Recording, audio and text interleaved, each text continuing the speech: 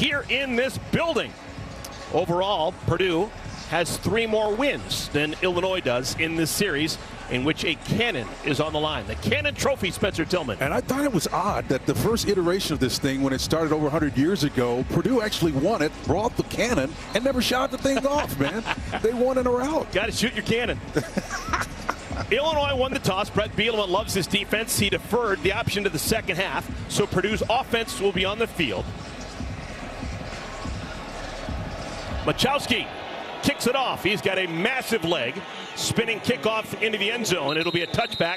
Purdue ball at the 25-yard line. Quarterback for Purdue, Ryan Brown, redshirt freshman. He's kind of been all over the board. He was born and raised in Michigan, played high school ball down in Florida, also spent a PG year in Milford, Connecticut.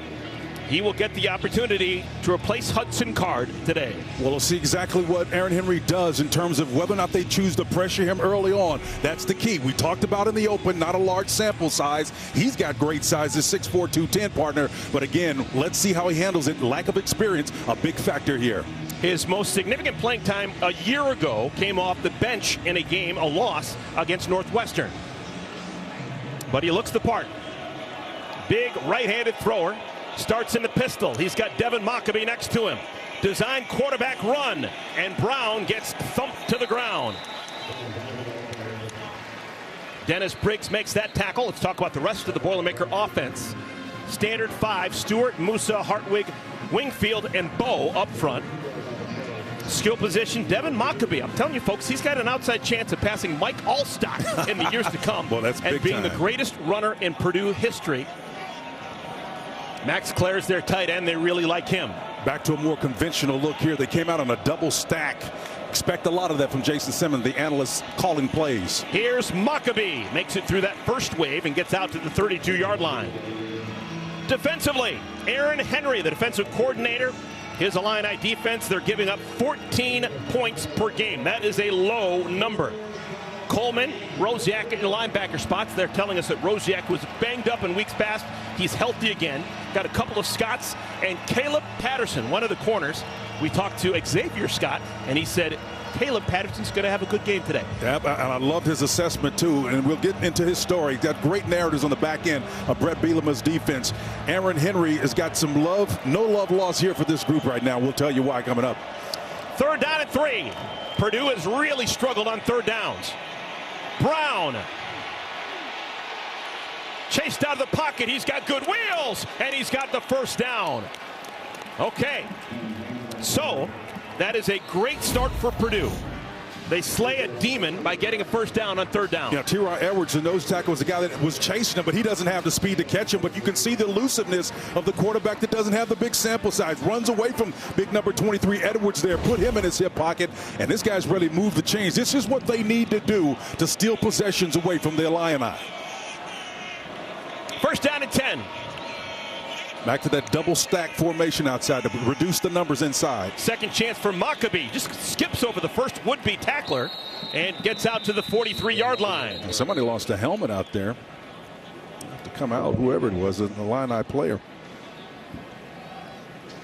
That is Seth Coleman, who will have to leave for a play.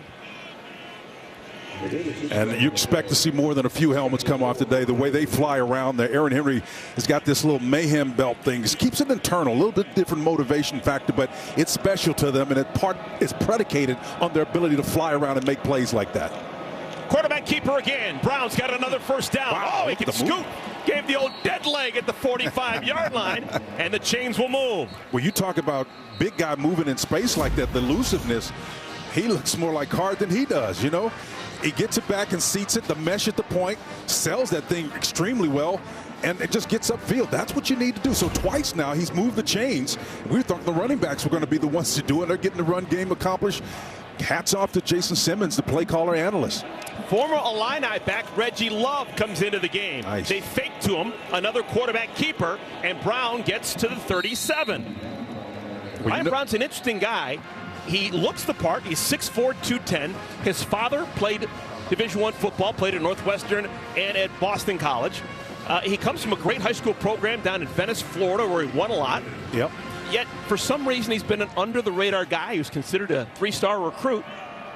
I think the hidden advantage is, that pedigree can be an asset. You can't transfer confidence necessarily, partner, but that pedigree makes you more familiar. And the pistol formation now moves it out to help him protection-wise. Inside zone read here, softening it up. Oh, look at Love go! There is a flag down, but the former Illini back bursts down to the 12-yard line. Well, I tell you what, they had softened that thing, did Purdue Boilermakers, in the middle of that front up to the point where they got movement. Offense, number 55, 10-yard penalty, second down.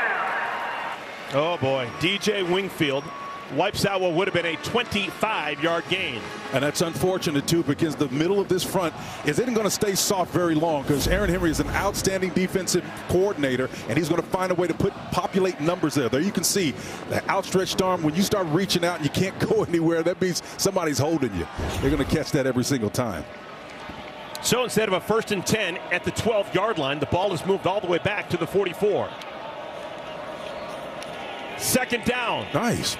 And Brown again gets into that secondary relatively easily. It's going to be third down. I am so impressed with his vision. He reads like a running back. I mean, the way he's able to see those soft voids in this front.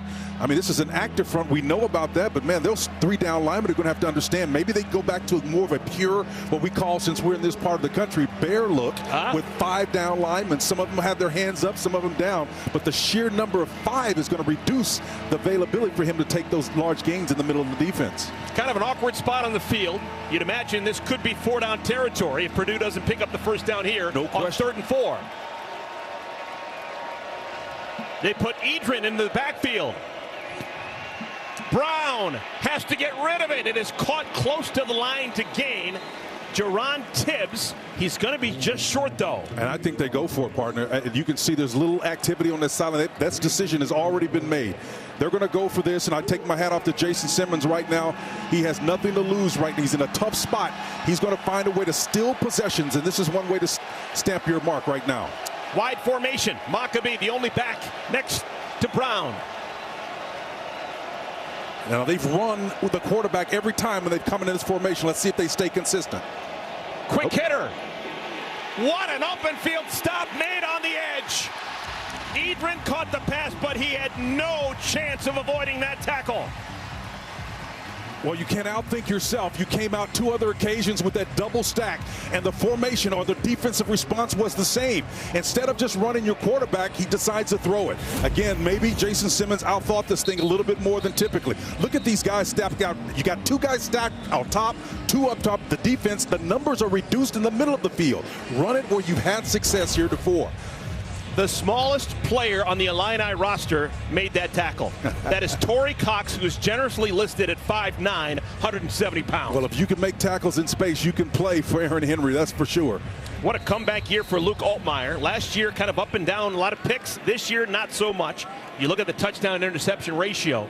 The 14 interceptions deceptive, because those all came last year. Only 1 pick so far this year. No Caden Fagan. Illinois starts in the air. Lawfrey comes out of the backfield. And Lawfrey pushes the pile out to the 44-yard line. That's a good near 6-yard gain on 1st down, and now you're in immediate conflict scenario. You got 4. You got 2 extra downs to make that. That's excellent job.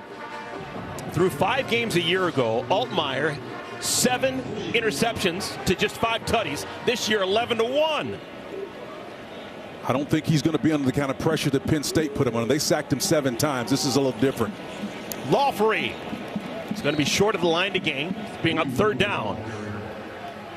Now the offense for the Illini, they are making one change. There's a new right guard, Brandon Henderson, his first start as a college player. Zy Chrysler will come off the bench. He had been the starting right guard.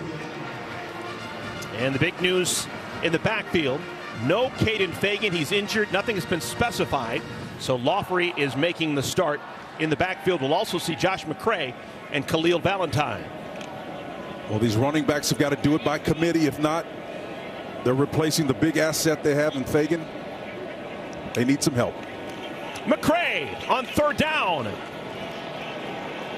He'll have enough for the 1st down. McCray listed at 6'1", 235 pounds, pushes the pile forward, and that's the first down for Illinois. Well, that's exactly what they want to accomplish, and it's the alternate thing that Purdue wants to see happen. They don't want to see them advance the ball and then get this defense worn out early in this contest and end up being back on their heels. Just going to throw it out there. Illinois, their last 3 games, have started their offensive possessions with a touchdown. Lawfrey moves in motion next to Altmaier. Altmaier wants a bunch, has a man, it is caught. Colin Dixon down to the 10.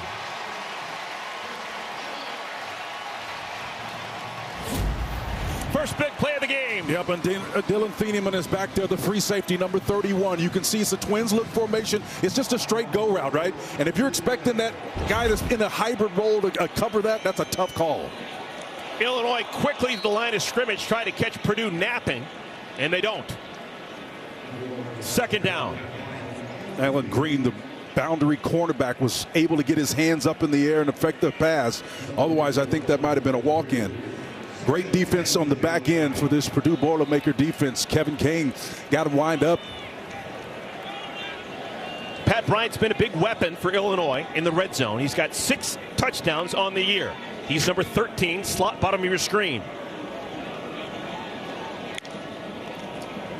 Lawfrey, stoned.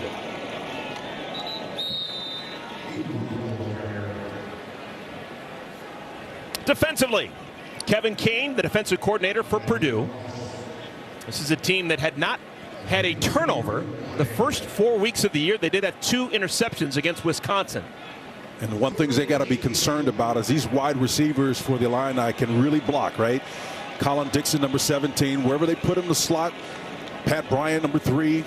Franklin, number 4. They love to block downfield. McCray in the backfield, 3rd down and 8. Altmaier in trouble, and he goes down.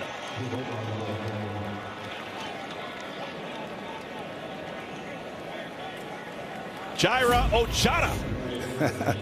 Big number 99, playing that nose tackle position, the arm over and then the rip through. Great ability to see and hunt and stay lateral to the line of scrimmage and show you some of that Sutton burst. Outstanding defensive effort right there. So the field goal unit will come on. David Olano. This will be a 30-yard field goal.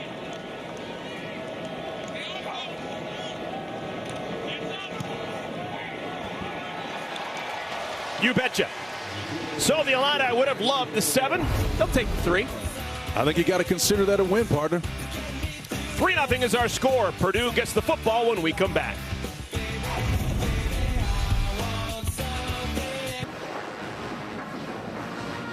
Welcome back, everyone. Good start for the locals. Illinois leads Purdue 3-0. We're almost 9 minutes into our game. Both sides have had the football exactly 1 time. And if you're the Boilermakers, you got to consider that last possession a win, just to hold this team who's had 2 weeks to get prepared for you and be ready to do what they do best. You can hold them to 3. I think that's a margin that you can live with. Last year, Purdue had a decisive win against Illinois. That game, of course, was in West Lafayette. And Machowski just showing off now. That goes through the back of the end zone. 2 guys that know a lot about each other. Ryan Walters spent 2 seasons on Brett Bielema's staff here in Illinois. This is now his 2nd year at Purdue. Things aren't going great. To be quite frank, in his 2nd season, he needs as many wins as he can get soon.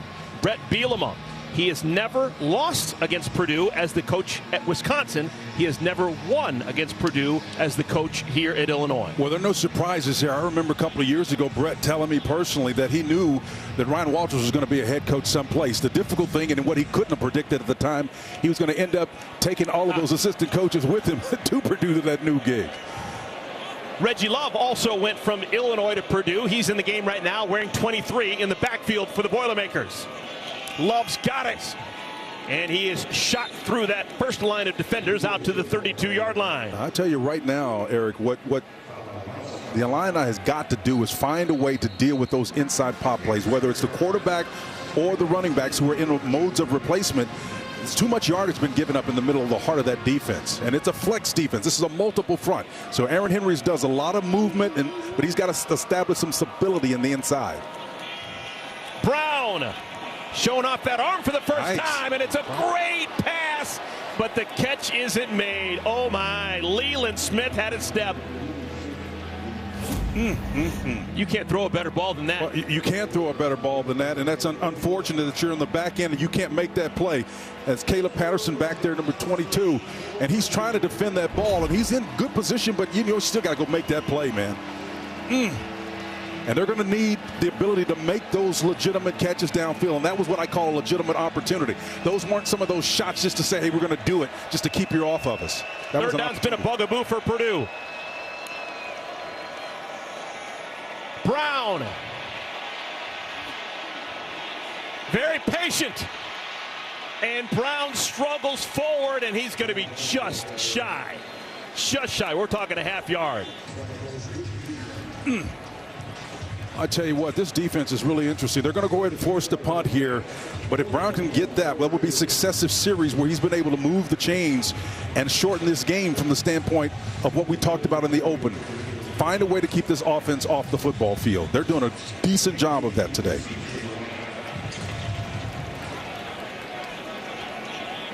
Keelan Crimmins is the punter.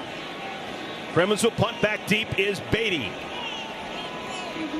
Hank Beatty, very good as a returner this year. Averages close to 15 yards per return. And this time decides that discretion is the better part of valor. Calls for the fair catch. We've got a timeout on the field. 4:36 remaining in our first quarter. 3-0 Illini.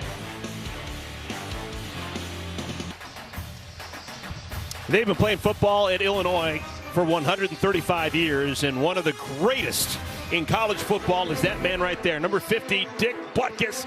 Played in the early 60s, back when the helmet had 4 stars on the side. They only had that for like a 5-year window. It was the entire time. Dick Butkus was mean. He was fast.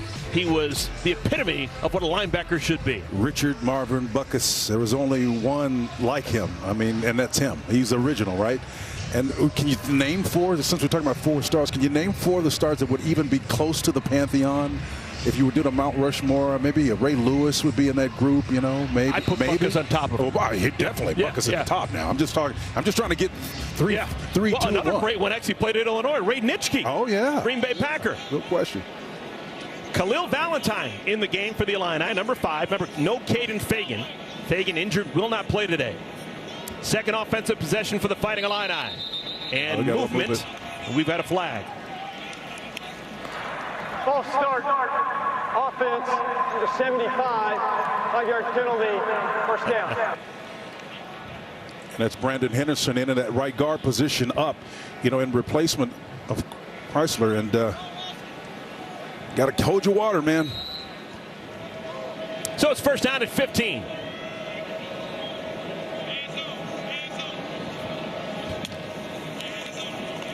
They give it to Valentine, and look at that move. He was going right. The play was designed to go right. He goes left, and it should have worked, but Nyland Green held his water. Yeah, and he had a great idea to come back against the grain. Everybody is slanting to the right up front, and he just kind of flows like water back to the open side. And at the last minute, he tried to shift that ball to the opposite hand. Spencer, you were a great tailback at Oklahoma.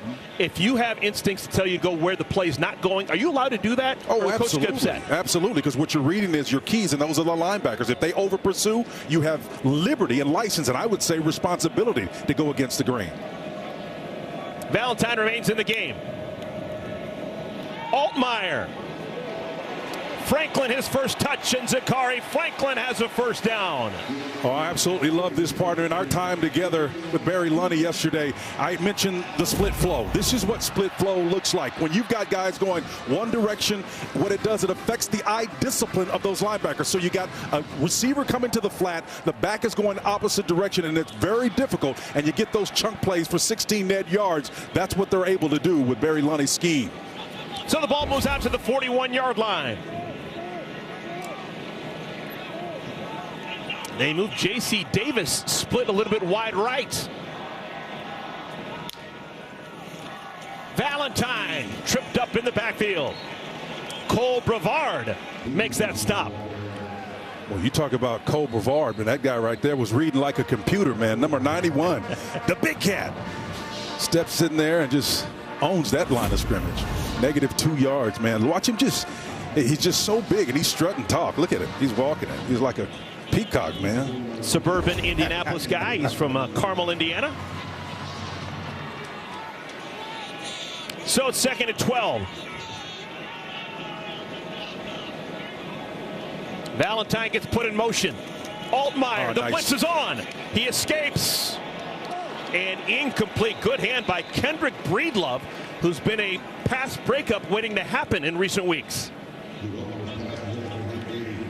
Yeah, it's a great job, and it's unfortunate they was not able to complete that because the Boilermakers actually dialed up a pressure look that really opened things up for them on the edges, and so had what we call an outside game working. Illinois 1 for 2 on 3rd downs here in our first quarter. Josh McCray back into the game. Tons of time for Altmaier. Throws a dart. Strike. First down. Still on his feet. This is Pat Bryant down to the 32. I told you, Eric, this guy's a beast, man. They'll put him at Z. They'll put him up everywhere. But at 6'3", 200 pounds, the senior from Atlantic Coast is unbelievable across the middle of the field. Watch him get up the field and then push the nice hard over the middle. It's just basically an in cut is what it is. And he's going to turn his eyes to the quarterback, but also be mindful of the coverage over the top so as to not cover himself and take an unnecessary shot. Looked like Aurelius Ben did back in the day with that big body of his. First down at 10. Good call. This is McCray. And McCray pushes the pile for a gain of 8 yards on first down. Now you're getting the ebb and flow and the mix of what Barry Lunney's able to do. Success in the throw game, throw a little split flow in there, work the edges in the middle. So he's what I call painting the breadth and the width of the field to have success against this Boilermaker defense. The breadth and the width of the field. Absolutely. Painting it. 2nd down and 2. You'd imagine the entire playbook is available for Illinois. No question. They split the tight end. Tanner Arkin out wide. And a flag. This is going to be on Arkin, I think, for not getting set. Oh, yeah. Start. Twice on his Offense, number 74, 5-yard penalty, 2nd down. That's on J.C. Davis. But there was movement from the tight end closer to the line. And yeah, he's a senior transfer. You don't expect guys like that. Listen, you're at home, right? And you're the end man on the line of scrimmage, so we understand that. But if you were in foreign territory, maybe you get moved a little bit. But at home, the crowd is quiet. They're going to give you grace. Shouldn't make that kind of mistake down here. in the game against Penn State, huge part of the game was when Illinois had a 1st and goal, and then penalties and snafus took them out of scoring range, and they eventually missed a field goal. Altmaier has a man. This is Bryant. And Bryant steps out of bounds, but he takes it all the way down to the 11-yard line.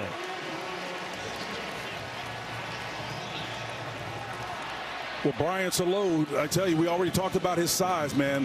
And I love the way they're mixing him up. They use him at the top of the field. They put him down on the short side of the field. He's able to use that long frame against these undersized defensive backs. And that would be a term you could use relative to any organization that has cornerbacks that are 5'11", 5'10". He would be a mismatch for those matchups. It's maybe the final play of the first quarter. Yep, goes fast. This has been a quick first quarter. First down at 10. McCray in the backfield. They give it to McCray. Nice again. Reverses field, and it's good for a touchdown. Josh McCray, give him 6. Well, Josh finally got those guys working in concert. No penalties or anything like that. J.C. Davis, Gatsky, Chrysler, and Melvin Priestley, and whoever else in there at any given time has got the responsibility to clear the pathway. That's their mission, should they choose to accept it. A heavy dose of that today to keep these Boilermakers at bay. 2 possessions, 9 points with a free throw or extra point pending. Olano.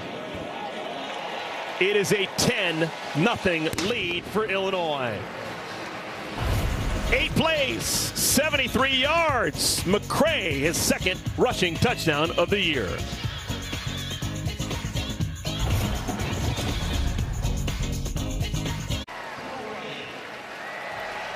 Welcome back, everyone. Good start for Brett Bielema's Illinois Fighting Illini as they try and get to 5-1 on the year. Try and get to 2-1 in conference play. 8 plays, 73 yards. Touchdown run by Josh McCray. How much of a worry is it for Brett Bielema playing a game without Caden Fagan, knowing that you still have McCray, Lawfrey, and Valentine? Well, it's a luxury that you've got McCray and these guys. And again, you have to put an asterisk by it because it is Purdue who's struggling right now. We understand that. But Brett Bielema is a guy who's Big Ten through and through. He wants to run the football. When he's at Wisconsin, we used to talk about the run game, how important it is to set up. Now, the conference is changing now. You've got teams that can throw the ball. So you've got to have a modicum of balance to have success. So there's going to be a little bit of departure of that. And we've seen them today so far with the plays that Barry Lunny has called, the offensive coordinator. He can open things up a little bit, and he's got some weapons outside to make that happen. Okay, this is going to be our third look at Ryan Brown and the Purdue offense. Brown getting the start with Hudson Card unavailable. So far, Brown has thrown the ball 3 times, 2 completions. He has been most impressive running the football. 6 rushes, 36 yards for Brown. And through the heart of that Illini defense up the middle. Maccabee. Man, I like the way he runs. Out across the 30 to the 31. That will be the final play of our first quarter. And they need to let that carry over to the second quarter part of that soft spot. Okay, we've got 15 minutes in the books with the Cannon Trophy on the line. So far, so good for Illinois.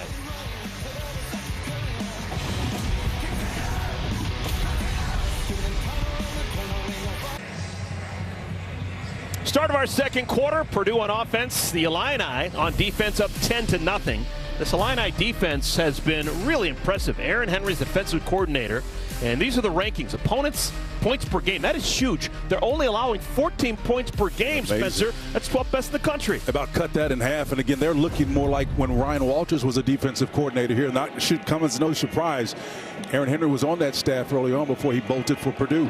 Quarterback keeper, look at Brown. He is out to the 48-yard line. Matthew Bailey with the tackle. But that's another good gainer, 16 more for Brown. And when this Illini defense strengthens up, we'll talk a little bit about the system that makes it work, but we got to talk about the reality of why it's not working. And this big quarterback has found a home right to the heart of this Illini defensive front. Purdue, of course, the cradle of quarterbacks. You got Drew Brees, you got Curtis Painter, you got Mike Phipps, Gary Danielson, Bob Greasy, Scott Herman, Mark Herman, Scott Gamble. And we got a running quarterback in our game. Tries to pass and can't get it off. Just crunched in the backfield. T-Rod Edwards and others with the stop. They've run this formation or got into this double stack 4 times now. When they've tried to throw it, each time is met with unbelievably bad results. You got to go back to running the football against this front. But why? Because it's working. The numbers are depopulating the tackle-to-tackle box, and so you've got a 5-man advantage in that area. Run it away from the numbers. That's a loss of 11 on that sack. Combo sack, Rosiak and Edwards. Brown. Good job. Lobs it out of bounds. Well, everybody's covered up, and Brown did an excellent job of just throwing that one away. Even the outlet pass at the back was covered up and just did the smart thing to live another day. There's Coach Ryan Walters. Yeah, there's guys on this Illinois defense that were recruited thinking they were going to play for Ryan Walters. I tell you what, he's really an unbelievably intelligent man, and he comes off and can be misinterpreted from time. But when you sit down and talk to him about and ask him the right questions about the game, this guy right here is unbelievable. He's sharp as a tack. Going through a tough run of it now and hope he survives. Third down.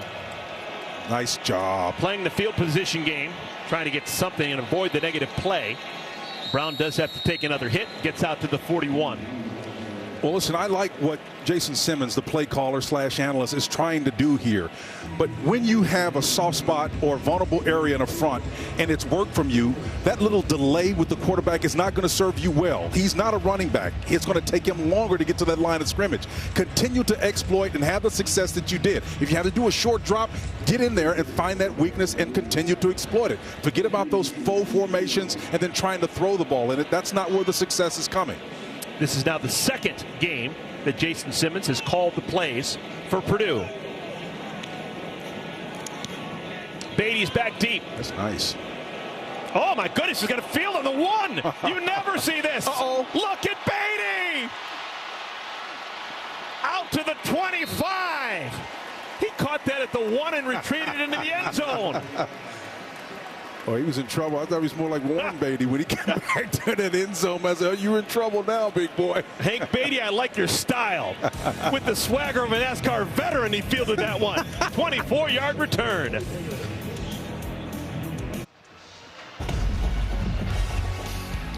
Luke Altmaier off to a really good start, Spencer Tillman. Well, he has been impressive, and again, he's going to need that because the stretch they're about ready to get to is going to be really tough, probably since the 2005 season when they face as many highly ranked teams that they're about to face in this conference. They're going to need him with his A game, and he's so far shown it today. First quarter, 111 yards passing for Altmaier. That is the best start as a collegian for Altmaier. Never had more than 111 in the first quarter. Lawfree looking for a hole. Nothing really ever developed. Lawfree getting the lion's share of the carries. You've also seen Khalil Valentine and Josh McCray. If you're just joining us, Caden Fagan injured, undisclosed injury, will not play today. Fagan came into this one leading the team in rushing yards, 306 yards through the first 5 games.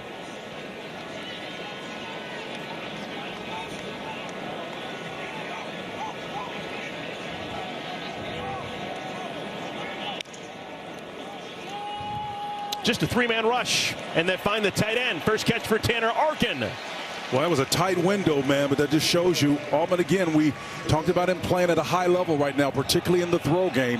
His best asset as a runner is down. He is showing no signs of weakness in the throw game. Great decision-making right there. Against Penn State, he made a couple of poor choices, but I'm telling you, outside of that interception where they caught him on a kind of a robber concept and stole a route from him, he played an excellent game, I thought. 2 tight ends in the game, and they want to run in this formation. Lawfree is nailed. Kadron Jenkins, the senior, smokes him. That'd be a loss of 2. The senior to Jefferson County, man, comes in there, and he is like a cat-quick defender. Watch him just rip. And number 4, watch him come inside here and then stand up and not get moved at the line of scrimmage. You know, a lot of time, guys, their leverage is working so far in one direction, it's tough for them to kind of recalibrate. Instead, he sits down in a good football position and makes a great tackle. First time we've seen Valentine and McCray in the backfield together. Altmaier doesn't really want to run. Uh-oh. Somebody's got tangled up, and that may be a flag.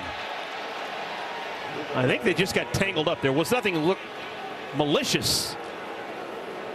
And there is no flag down. Clearly the fans here at Memorial Stadium think something untoward happened. It's all right. You know, Dixon is down there, and a lot of guys are just kind of muffing around. He trips on the chain, and that's what happened. You know, that's inadvertent. Wise decision by the officials. He actually tries to pull up and help the quarterback, but he trips over the chain. I'd make the argument that the defender, Helt, actually took the worst of the blow. Yep. So it's 3rd down at 12. This is not what Illinois was hoping for. Altmaier. Back shoulder throw incomplete. Looking for Franklin. Kevin Kane decides to stay back in zone coverage and just rush 4, no pressure, and see if Altman has a hot hand to beat man coverage. And here's a nice job. Never turns back and really looks until late. You know, you could make the argument there was some early contact there on that particular play, but the bottom line is you got to make that indisputable. Fans here. I think he got his head around just enough. They're looking at the video board, and they do not agree. But a flag wasn't warranted. Okay, we're going to have Dylan Thieneman on the return. He muffed 2 punts a week ago against Wisconsin. And he's got a little sun in his face, too. Remember, that was the issue. Low returnable kick. Not so returnable. He is tackled the moment he catches the football. So, Purdue's defense forces a 3 and out. Purdue's on offense when we return.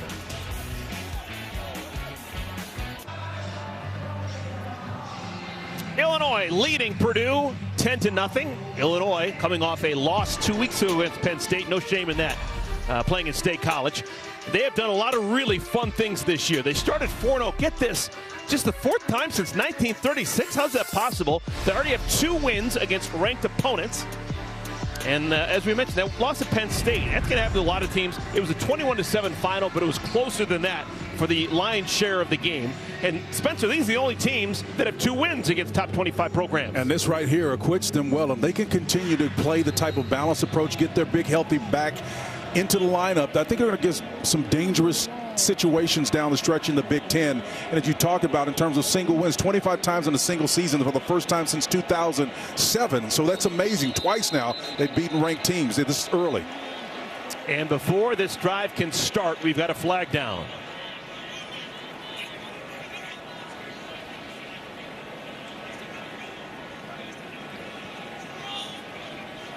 Ron Snodgrass wearing that white hat as our referee. False start. Offense, number 71. 5-yard penalty, first down. Corey Stewart.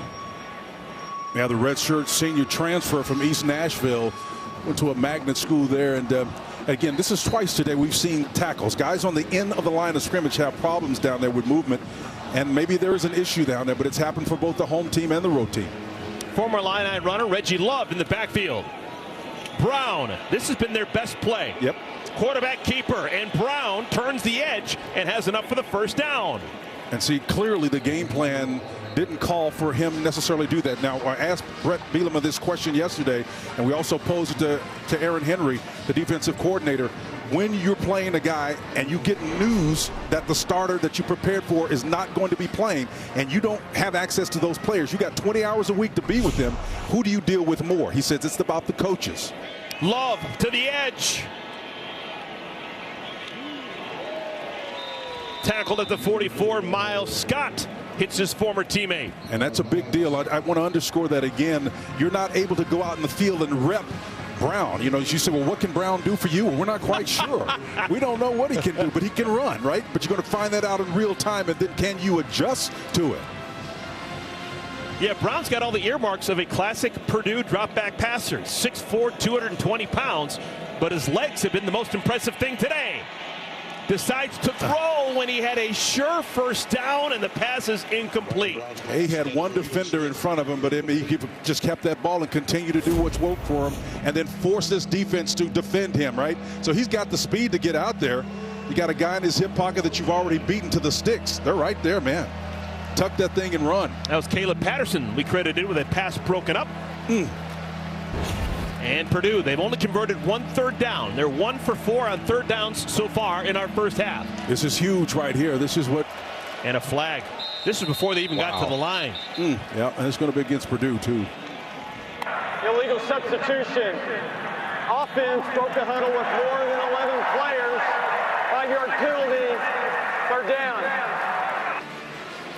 So the 3rd and 2 is going to swell to 3rd and 7.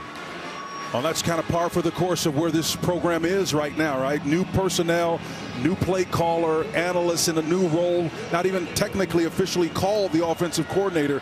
So, again, great reputation as a head high school coach, 3 different institutions, great success, but they've got to find a way to get the continuity back to have a chance to be the Illini. Purdue's not converted their last 3 third downs. Blitz is on. Brown caught. Oh, that'll be a first down. The tight end, Max Clare.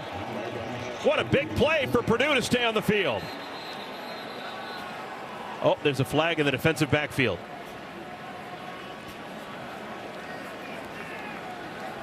There's no way that flag could be against Purdue. Well, the flag withstanding, I absolutely love the play call. After the play, unsportsmanlike conduct, defense number 5. 15-yard penalty, first down. Woo! That is Torrey Cox. Smallest man on the field, 5'9", 170, getting into it. Yeah, they're downfield and they're chicken fighting downfield. Number 5 pressure. to the Sometimes game. Well, he needs to pick on someone else. He's picking on Jamel Edrin, who's 6'3", 220. And this is where you got to have that snap and clear mentality and move on to the next play. Otherwise, you're going to let a team that's struggling move the chains on you. Love this formation. Devin Mockabee is the deep man. Straight up the gut. Nice. Mockabee to the edge. Look at Mockabee go. Pushed out of bounds at the 4. Miles Scott saves a touchdown, but the biggest play of the game for the Boilers. Mockabee was on a mission there, man. You can see him on that inverted bone. You like that formation? It's Inverted bone, love it's it. an inverted bone, and it's basically the same thing. Option, and it gets success right in the middle of the heart of this defense that has been a little bit porous for the Illini. Excellent job. Great play call by Jason Simmons. So Mockabee now with 53 yards in his first half. He had 100 yards in the win against Illinois a year ago. Again, the inverted bone. Now they move Mockabee to Brown's side. And a flag. Another false start. Yep. And I'll tell you, Purdue's looking kind of like what the Illini was last week, beating False start. with these. Offense, left guard, 5-yard penalty, first down. Muhammad Musa. So they're taking turns, the tackles. Musa in the middle of the guard position. Those guys have got to find a way to not shoot themselves in the foot. A lot of newness going on. You know, offense is a creative process. It takes longer to create continuity than it does to destroy it. Mockabee. He doesn't have the speed, but the way he runs with those high hips, he reminds me of Robert Smith. Interesting. Great call for our colleague, right? Yeah. Robert had that loping kind of guy, but he covered a lot of space. He had that functional speed. World-class speed. You're absolutely right, man. World-class speed. Hell yeah. Guys like that can be deceptive, right? They've got those long striders. I think the thing that's really the take here is where the yardage have been. It's been right in the middle of the field. And when it finally populated, Brown has found success on the edges. All right, Reggie Love playing against his former team. He replaces Mockabee in the backfield. Love would love a touchdown. Yeah, true personnel. This is NFL style right here. The inside zone. Run it. Brown goes down. That doesn't work close to the goal line. T-Raw Edwards. Tell you what, Aaron Henry was ready for that. Edwards, a big fella, came in there. Edwards, and showed you with great leverage how you play the backside of this. The quarterback probably wanted to bend that thing back inside, but he says, not today, big fella. Purdue doesn't want to settle for a field goal.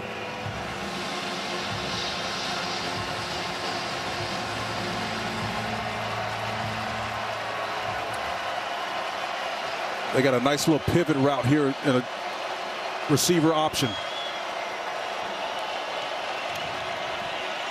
Brown. Nice.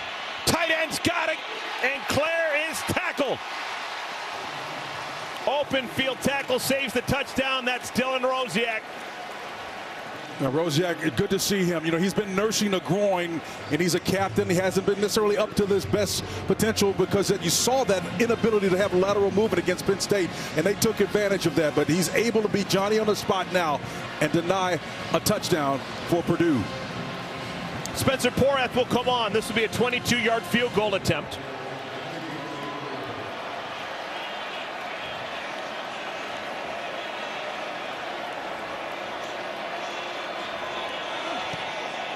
And Porath's kick is good. So Purdue is on the board, but their streak of no touchdowns continues. They haven't scored a touchdown in a couple of games. 10-3 ball game here in Champaign.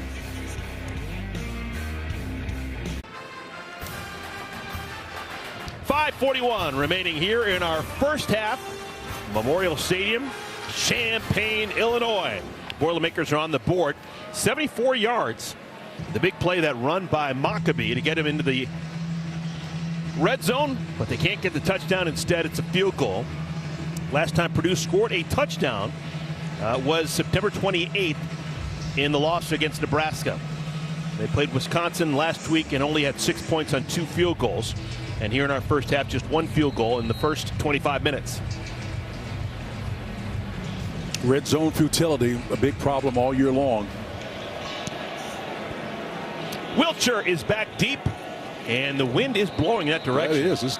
And it goes through the back of the end zone. These flags are taut going back that way, man.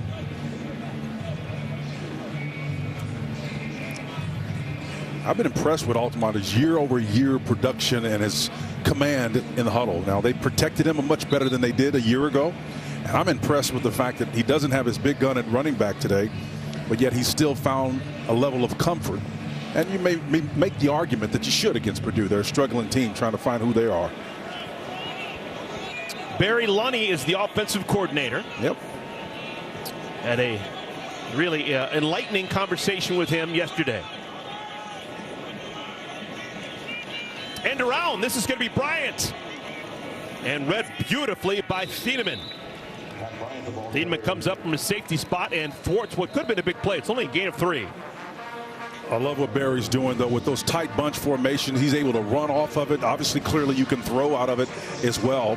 And I would imagine that they'll do some other things, too, because every play that you have success on, you have to have a match, something that looks the same structurally, but you do something different. They fake it to McCray. That should be a flag right there. It's McCray over the middle. He's got the catch, and he has the first down. Yeah, receiver fell down in the secondary. You said he was pushed? I think he was helped to fall down. It was a little involuntary fall down there.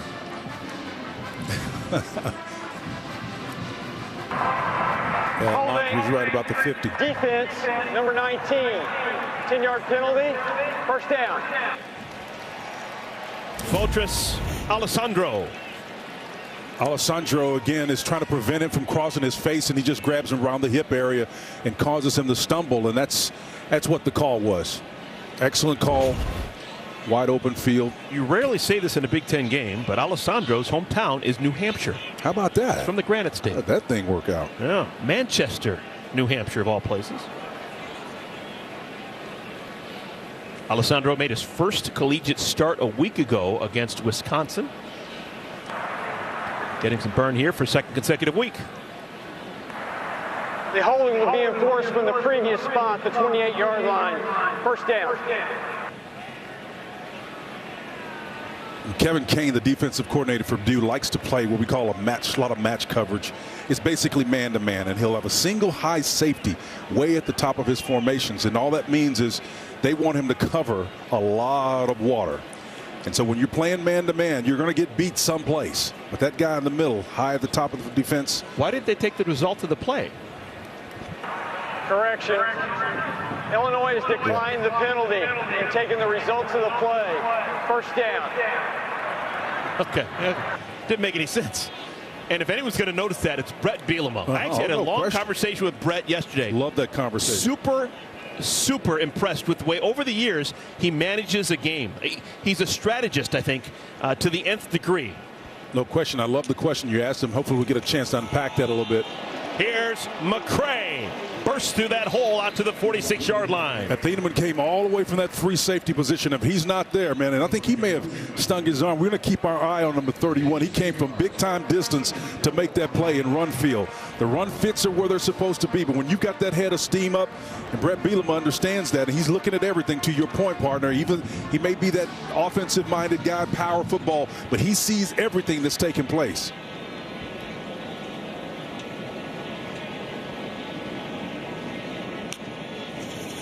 Altmaier. Play's not going the way it's supposed to, and he just has to throw it out of bounds. Yeah, Brett Bielema, it's got a reputation. He's a lineman as a college player, playing at Iowa. Big guy who wasn't around the ball a lot. But I'm telling you, he thinks strategy like very few others do.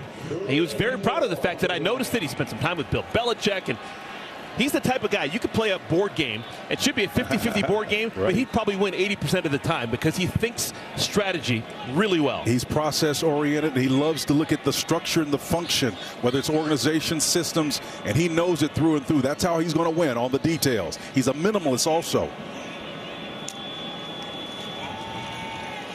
Altmaier. The slant is caught. It'll be another first down.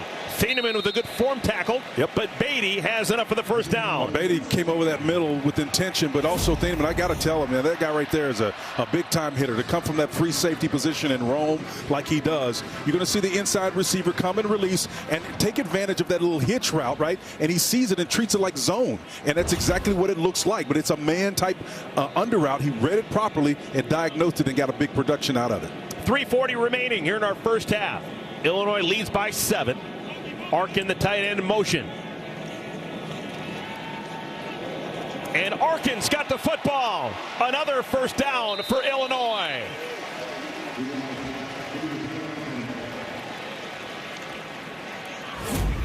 Well, Big Mo was in his face, but that didn't stop him from that. We watch 92 coming here underneath, unabated, and just gets to the quarterback. But not before the ball reaches its intended target. Big-time yardage. We're going to go under 3 minutes to play here in our second quarter. Ball's on the 28-yard line.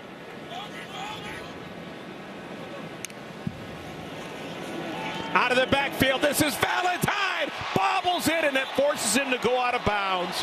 If he hadn't bobbled that ball, that was going to be 6 for the Illini.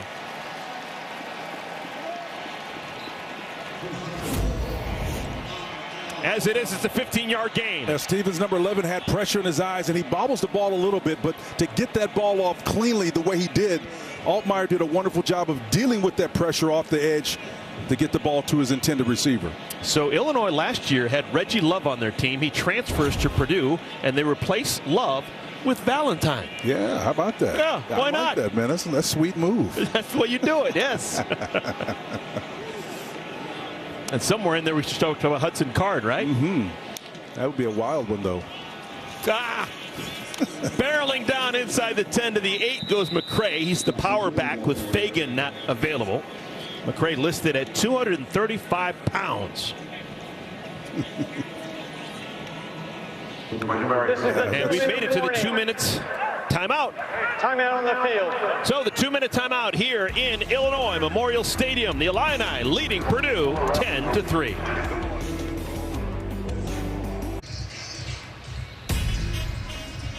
Tomorrow on Fox, it is game 1 of the NLCS as Francisco Lindor and the Mets look to continue their incredible run. They're going to take on Shohei Ohtani and the Los Angeles Dodgers. It all begins at 8 Eastern on Fox.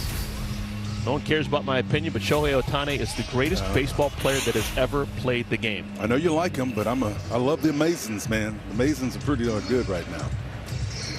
They are something else. We're at Memorial Stadium, Champaign, Illinois. Brett Bielema has his Illini up 10-3 and knocking on the door, looking for more against the Boilermakers. Well, I love Brett. You know, the time we had talking to him yesterday, he's so energized. His energy level is off the charts. I think he kind of sensed a little bit of the heat coming into this season, right? Motivating him a little bit to play at a high level. That and, of course, those young little kids he's got. That'll motivate you, right? Look at this. You got to love playing in this offense. Oh, absolutely. If you know that Altmaier's going to give you the ball. All these different touches, and nowhere on there is Caden Fagan, their leading ball carrier, who is out with an injury. Nice. Altmaier should be a touchdown. And it is. Zakari Franklin, give him 6. That is not what Purdue expected. That is an easy touchdown for Altmaier and Franklin. Well, watch the split flow once again. Franklin's going to come across. The back goes the opposite direction, and it's enough to freeze that inside linebacker for a beat. He gets picked by the inside coverage, and he's there, Franklin, wide open. Oh, I just love the execution here of what Barry Lunny has done as an offensive coordinator. Checking the call yesterday, eye candy of the defense.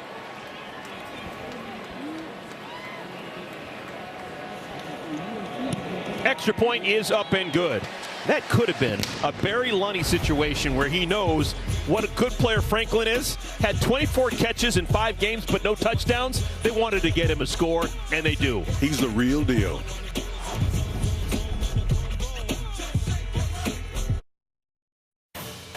Coming up, it's the State Farm halftime show from our plaza. After falling at Vanderbilt, Alabama was on upset alert again. 10th-ranked Clemson continues to roll in. Iowa's offense overshadows his defense. Eric and Spencer, when's the last time you guys heard that? We'll see you at the half. Thanks, Mike. I'm telling you, whenever I see him, I'm thinking Carly Simon, and nobody does it better. That's right. He just crushes on the plaza. Yeah, man. Big Mike Hill guy. Zachary Franklin, he has been around the block. He put up great numbers at UTSA, was at Ole Miss for just a heartbeat. But here in Illinois, had not scored a touchdown until just a moment ago when Barry Lunny called up a play and said, get him the ball, and it worked for 6. Believe me, in this era right now of transfer portals, they're mindful of if a guy hadn't been fed enough, because there are options anymore. That didn't exist. Whoa, that's a live football, and Illinois got it. Oh, my goodness.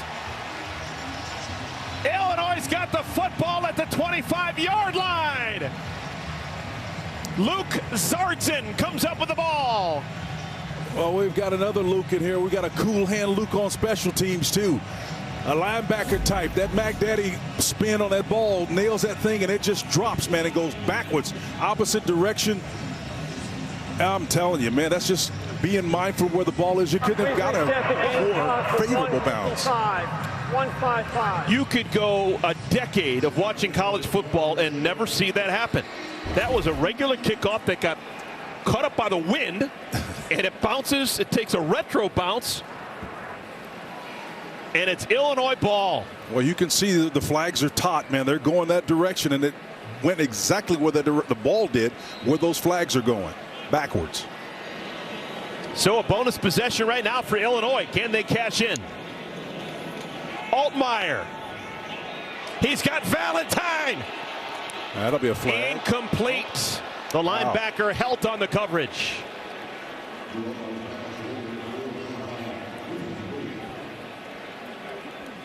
I don't know if the coverage got their head in time around enough, but obviously they didn't call it, so it's a moot point. But staying with that same split flow, I love the fact that Barry Lunny knows what works and he's staying with what works. Similar action, only through the throw game this time. See if he can get positive results. There's a chance that throw was short because of the wind. This wind is going directly from the south end zone to the north end zone, and we're heading towards that south end zone, so playing into the wind. Well, this is interesting. The high post right here wins immediately. If one of the receivers can win. Altmaier is sacked. That'll be a huge loss. All the way out to the 35-yard line. Will Helt got there first. Yeah, Helt came from that right defensive end position, and all 6'6" of him, 265 pounds. The sophomore. Purdue, they're first. This is a 30-second timeout. And Helt was living in the backfield. I just love the way he came with intention and got those long arms up in the air, too. So we've got a timeout called by Purdue. They still have 2 remaining. It is a primetime showdown on Fox College Football Friday. Heisman contender Dylan Gabriel is going to lead the 3rd-ranked Oregon Ducks against Purdue. That's going to be on Friday.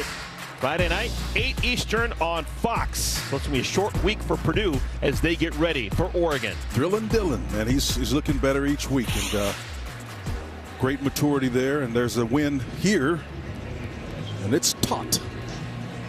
And the wind's been a factor. Every single kickoff we've had in our ball game has gone from south to north with the wind at the back, and they've gone through the end zone. The first one that went into the wind resulted in a turnover because it wasn't gauged well by Purdue.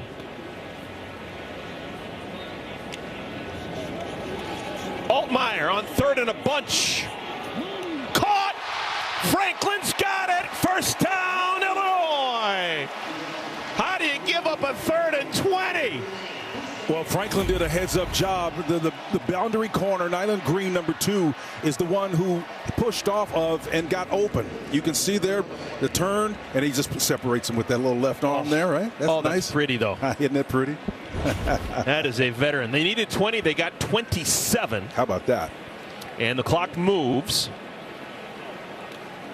Illinois got all 3 timeouts if they want to use them. Yeah, no rush here. Take your time. 2 tight ends, Coda and Arkin, switch ends at the line of scrimmage. Yeah, Purdue doesn't change their surface, though. They're probably at a disadvantage. McCray lunges forward to the 6.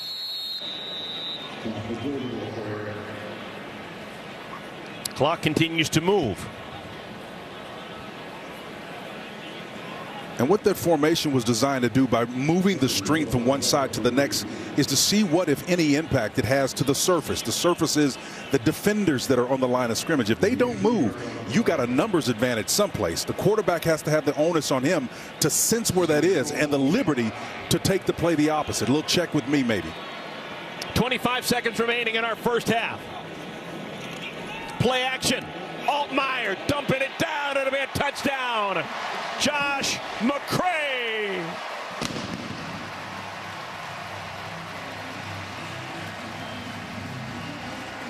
Pennies from heaven for the Fighting Illini. They scored 2 touchdowns in the last 90 seconds of game time. Well, that one was too easy. Kydron Jenkins, the middle linebacker, number 4. You can see him on the boundary after the motion completes. The reverse out hurt him. His eye discipline was off. He got misdirected by some of that play action that got him confused. And all you need when you get in the green area, just a little bit of hesitation. Olano's extra point is good. It is a 5-play, 25-yard drive for Illinois. They are dead set on getting this Cannon Trophy back in their possession. This has been really a fun game to watch, but who could have imagined that the win would have such a profound impact in that last series there? But I'm telling you, man, it looked like it was assisted when that ball hit on the oblong nose of the ball, and it came back 10, 15 yards like somebody threw it back. It was amazing. And that's coming from someone who played out in Oklahoma back in the Big 8 with the wind howling. As well, what we have in common here is what we had in common in Oklahoma. It was plain, it was flat, nothing to obstruct the wind, man. And you had to make sure you took care of that ball because it would be sweeping down the plains. Rogers and Hammerstein, Oklahoma. Okay, very nice reference. Okay, so there's no reason to do anything except for what we just saw if you're Illinois here. Ethan Machowski is the big-legged kicker, but just do the exact same thing and see if Purdue can handle the football. Yep.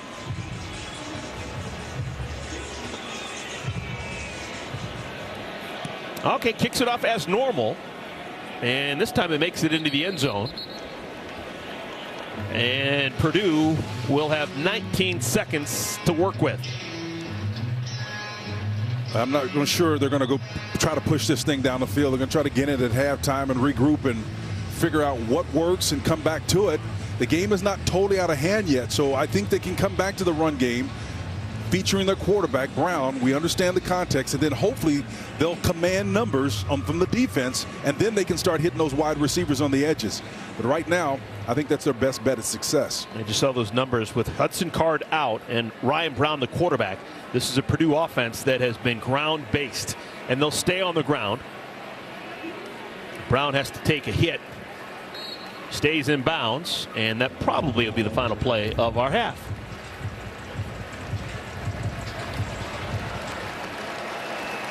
And it will be. How about this? Purdue, the cradle of quarterbacks. 9 passing yards in our first half. The fewest in almost 25 years. A quarter of a century. 9 passing yards, the least since 2000. Wow. Well, you're used to hitting the high water marks for measuring success, and when you hit those low, the same thing applies, partner. That's unfortunate for Purdue. All right, so the first 30 minutes, it's all Illinois. They lead Purdue 24-3.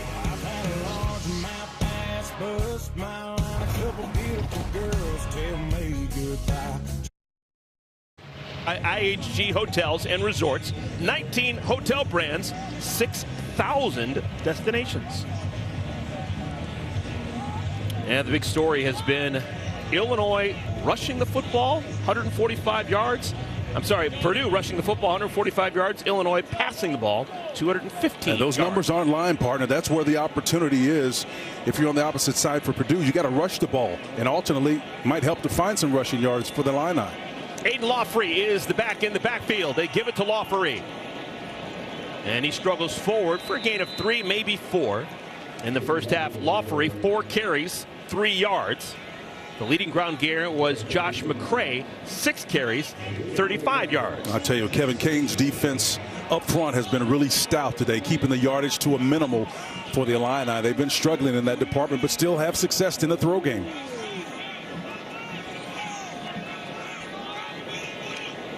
The Illini trying not to stub a toe. They've got an important game here next week against Michigan. They slip it out. This is Colin Dixon, and Dixon makes a man miss across the 50 to the 45. Alessandro makes the tackle, but a huge gain of 28 yards. Well, Kendrick Breedlove is in that nickel position to watch number 10 come down, and he misses here, right? You should come with leverage. Upfield shoulder. You can't go inside out. If a guy's got any modicum of speed, he's going to beat you to that point. That's one of the things I've seen on tape, the angles, the attack angles. You must play with integrity, and if anything, see the inside the receiver, and hopefully you'll have the cavalry to come help you make a play. Big plays for Dixon. 2 catches, 69 yards. Lawfrey. That'll be his best gain of the day to the 35. Antonio Stevens jumps on his back.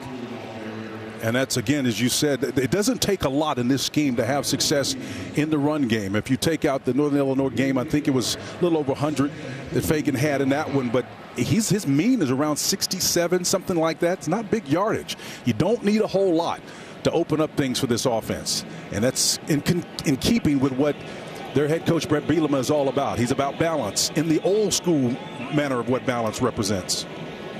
3 tight ends in the game right now for Illinois, all right side. And nice. McCray goes left side. Swarmed and brought down. Well, I'll tell you, Brandon Joe Anderson in the middle there. He had his hands full, and again up front. And I think it was that Brandon Henderson was just beat to the point. You got a great defender, a couple of them cutting across your face. He couldn't shut that front off. I'm telling you, this front for Purdue is pretty decent. So it's 3rd down at 5. Illinois has not had much recent success at all against Purdue. The Boilermakers have won 4 consecutive, including a blowout win in West Lafayette a year ago. Little pitch to the edge, and McCray is brought down, but has enough for the first down. That's a dangerous tackle by Yanni Karloftis. Karloftis again got one stuffed in his face, man, and that's tough. He's the wheel linebacker, and he's coming number 14. And watch McCray stick that hand right there. You know, that's like a pole move. Defensive ends use that a lot of time. They'll just stick that arm, and partner, when you're rushing the quarterback a lot of times, if you just turn and extend your arms, that makes your arm shorter than mine, and that pole move will get you around to the quarterback. In this case, the defender that's running the ball. Sometimes that stiff arm, it's underrated. It's a great weapon. Altmaier throws deep into the sun, and not able to make the play is Franklin. That could have been sun. No question. That little quarter of the field is the only place where the sun is. So you're going from the throw that's initiated from around the, say, 35, 45-yard line or so, then back that way. It goes from dark into light, and that's a tough adjustment to make. So it's 2nd down at 10.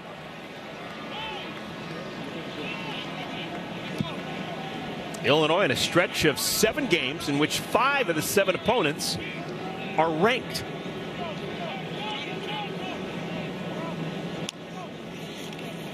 Lawfrey. Tackle made by Harkless. I'll tell you what, Jamarian Harkless, number 97, man. He's 6'3", but here's the deal. 346-pound redshirt freshman, and able to stuff the middle of that field.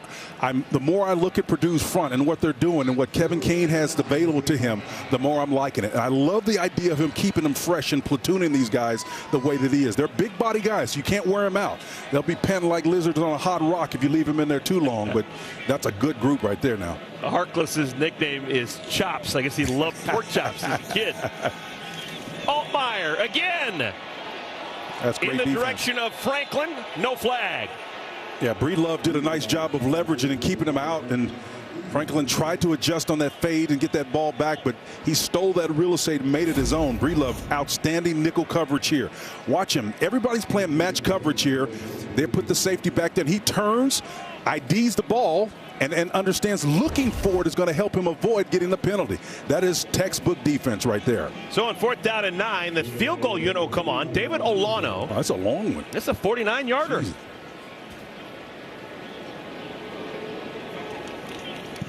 Oh, plenty of leg. Oh, good Lord. That could have been a 59. That was into the wind, folks. That ball was thumped.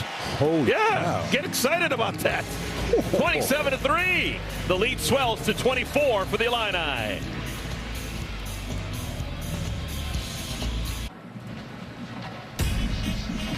Well, tomorrow on Fox, it is game 1 of the NLCS. Francisco Lindor and the Mets look to continue their incredible run. They're going to take on Shohei Ohtani, Mookie Betts, and the rest of the Los Angeles Dodgers. All begins at 8 Eastern on Fox. Only 4 teams remain standing.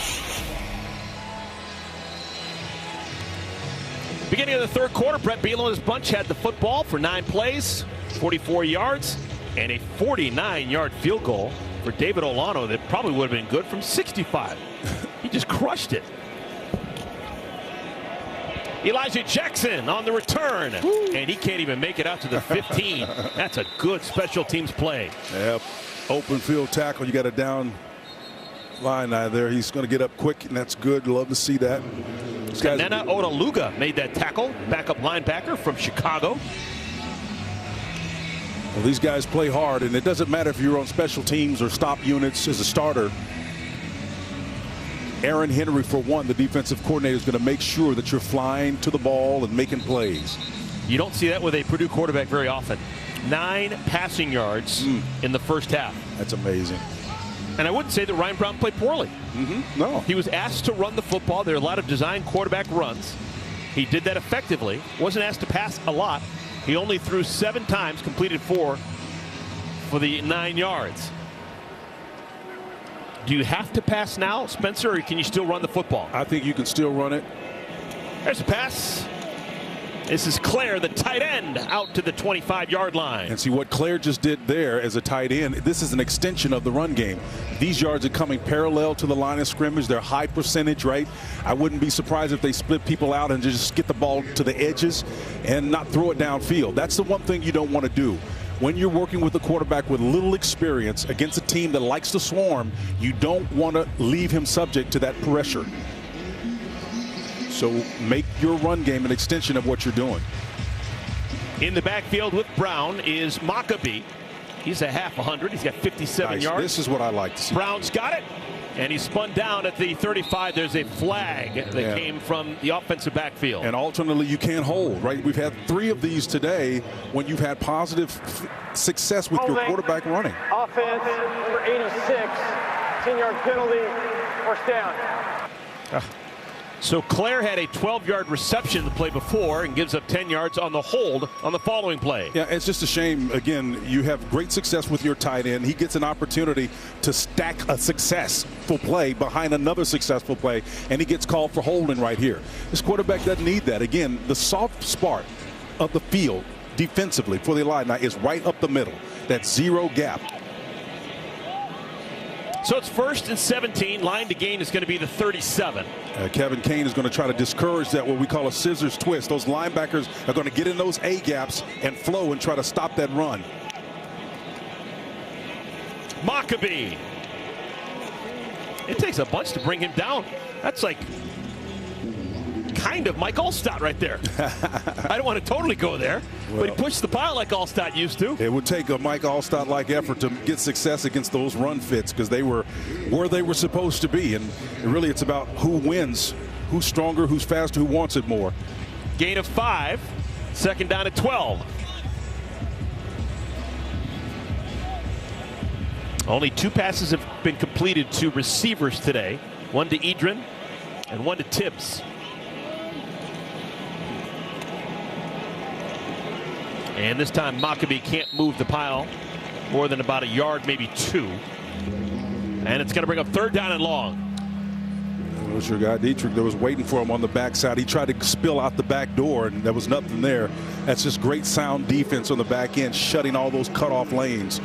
Once again, Kevin Kane's defense stepping up. Assignment sound. Purdue 2 for 6 in converting 3rd downs. Single high safety showing man coverage. They're going to check with me at the line of scrimmage and try to figure out what's going to work. Somebody's got to win against man coverage. Let's see if Brown has time. Blitz. Nice.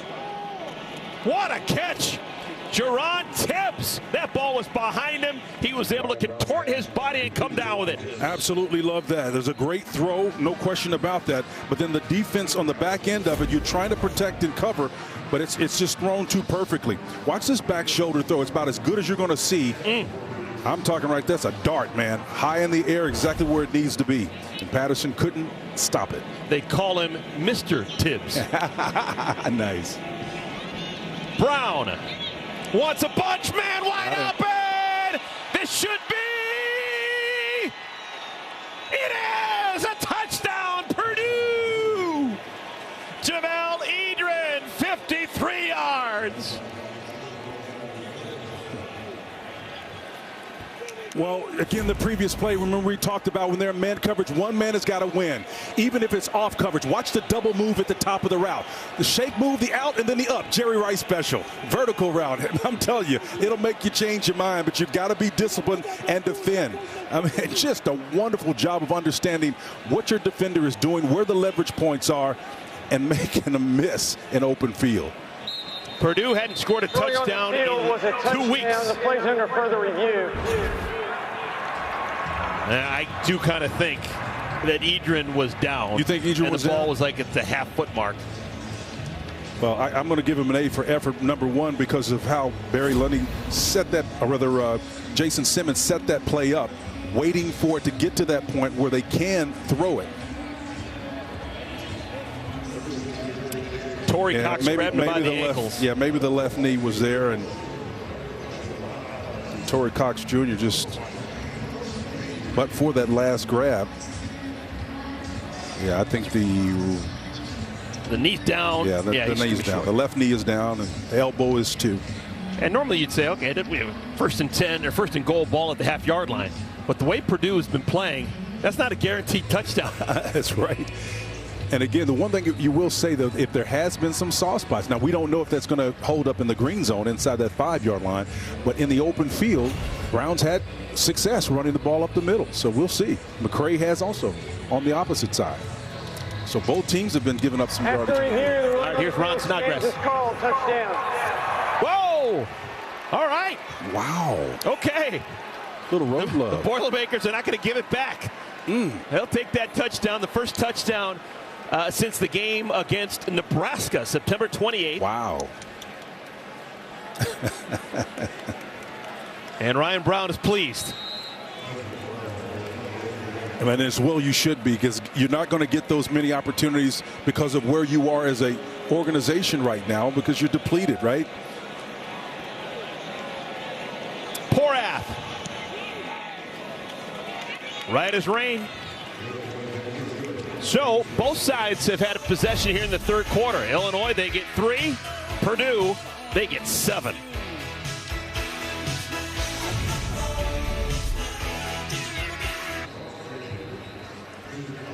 Oh boy, did Purdue need that. First collegiate touchdown thrown by Ryan Brown. It is a 53-yarder. He finds Jamel Edrin. And it is the first touchdown in 2 weeks' time for Purdue. I mean, with the body of work being as minimal as it was, if I told you it'd be a 53-yard goal ball that Brown would find success first as a touchdown as a collegiate, I wouldn't take that bet. But I'll tell you, that's what happens when you have success running the football. You don't need a whole lot. But look, 157 yards combined rushing in the first half is what they had. That's enough for this team to have success. But you got to get the matchups. And the only way you do that is to have something that's working that the defense has to attend to. And that's the middle of the football field. Again, Ben Freehill, spinning kickoff with the wind at his back. This one goes, oh, my, come on, you got to make that play. Oh. And he put his camera down to make that. You got to catch that. Public shaming. Oh. Come on. Jiminy. Oh. There won't be another time. That was it. Your moment in the sun. Yeah, you put your camera down, too. Good Lord. Okay. That's all right. There'll be another day. Ball's moved to the 25-yard line. Luke Altmaier. It's been pretty good today. Yep. Hasn't turned the ball over. 2 touchdown passes, 1 to McCray and 1 to Franklin. Kudos to that offensive line. How about a little bunch formation up top on the numbers here? Let's see. Now they move Beatty out of it. Fake it to Valentine. Altmaier spins. Lost it. Woo! loose. Purdue's got it. It's going to be a touchdown. Will Helt.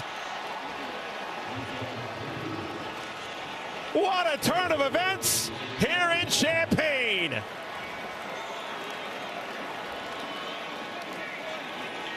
The Boilermakers are back in this game. The pressure was coming everywhere, but I think Nyland Green, the backside cornerback, is a guy on a little corner cat sneak blitz that winds up beating everybody, including the sole running back that's in the backfield, designed with one responsibility to block him. What a wonderful job of seizing the moment. I'll tell you, the Boilermakers are hot, man. So, a gift touchdown for Purdue. And they're an extra point away from making this a 13-point game with a ton of time remaining. I'll tell you what, the ebb and flow, those quick scores can change the confidence levels of the young guys. I don't care how much they've been struggling coming into this. Confidence comes from demonstrated performance, and how have they done that these last couple of drives? Porath. He should have this extra point thing down, did it just a moment ago. And it is a 27-17 game. Wow. Well, here you go again. He spins out. It does Altmaier first, but the pressure from the backside. Nyland Green, as I said, the back corner.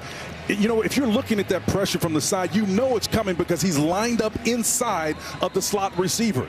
And he's got a guy standing right over the top of him. A quarterback has got to know where that pressure is coming from, and then that internal clock in his head has got to be mindful. I got to get this thing out. Wow, what a turn of events. Will Helt was actually fighting with Yanni Karlaftis for that loose ball. And it's a good thing that Helt got it because he was on his feet. Karlaftis was falling to the ground. It's good to see these guys' success. You know, all of them are going to practice anyway, right? And when you can have success like that and connect the dots between your effort and success, that gets those dopaminergic reactions flying, man, and your team can do pretty much anything it wants to. Dopaminergic. Yeah. All right. This one is not returnable. And it spills through the back of the end zone. So, Illinois ball. They have just been blitzed on a 14-0 run by this Boilermaker team. Well, how about the blitz? You just mentioned it. Kevin Kane dialing up pressure, feeling like you're in a part of the field where they hadn't been, maybe not as comfortable, maybe a little bit more full of hubris than they should be down here, not mindful of it, couldn't protect, got home to the quarterback and got a turnover. No Caden Fagan, not in uniform. Undisclosed injury. So we've seen a lot of Josh McCray. He's behind Altmaier. McCray. 15 yards on first down. That's some hard running. Dylan Thieneman the tackle. You know where Thieneman is. He's way back there, number 31 at the top D position. And you know where he's got to deal with. If he doesn't see and he's making the tackle, you know there's been some plus yardage already made for him to get to that point. That's just a great physical effort. Brett Beanham was loving that kind of run now. Fighting Illini, I don't want to let their foot off the gas. They've got an important one in 7 days' time here in this building against Michigan. No question.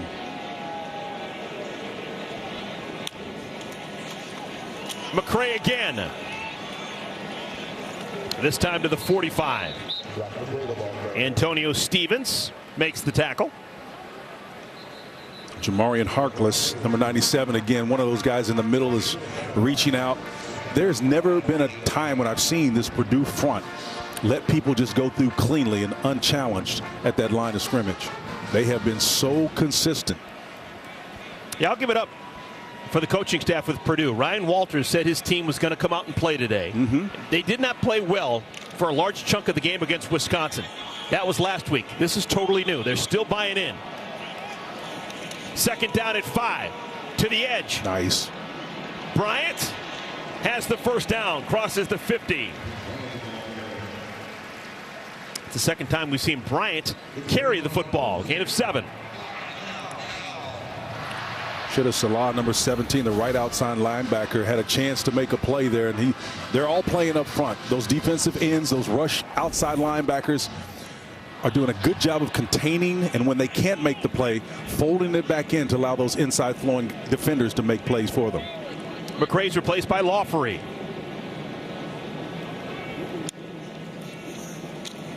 Lawfery Thieneman brings him down, but not before another first down is gained for Illinois. And then again, you see 31 making the play. If anytime you see 31 coming from that high safety hole, you've got 7 yards. You can see him there at the top of your screen, Dylan Thieneman, the free safety, number 31, comes down. That's 1, 2, 3, 5, 7, 8, almost 8 yards there before he gets contact. Thieneman, 6 feet, 210 pounds. They say he runs a 4.40. He's legit now. If you know what a Turkish getup is, he does them with 135-pound weights. Holy cow. That's a really intricate exercise. Oh, here's another corner blitz there. Incomplete. Nice. Thieneman able to make the tackle and knock the football away from Arkin.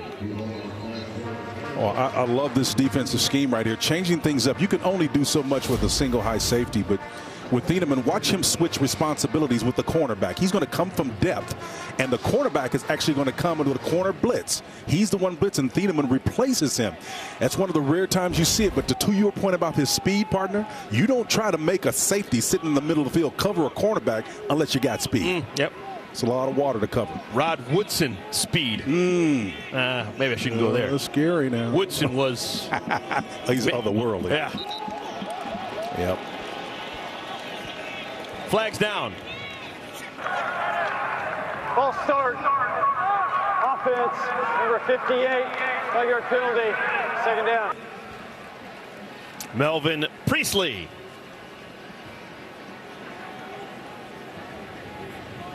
It's rare we hadn't seen too much of that. We've seen I think it was J.C. Davis earlier in the game. The left tackle got called for a procedure. They had a total of 3. That's the first for this second half.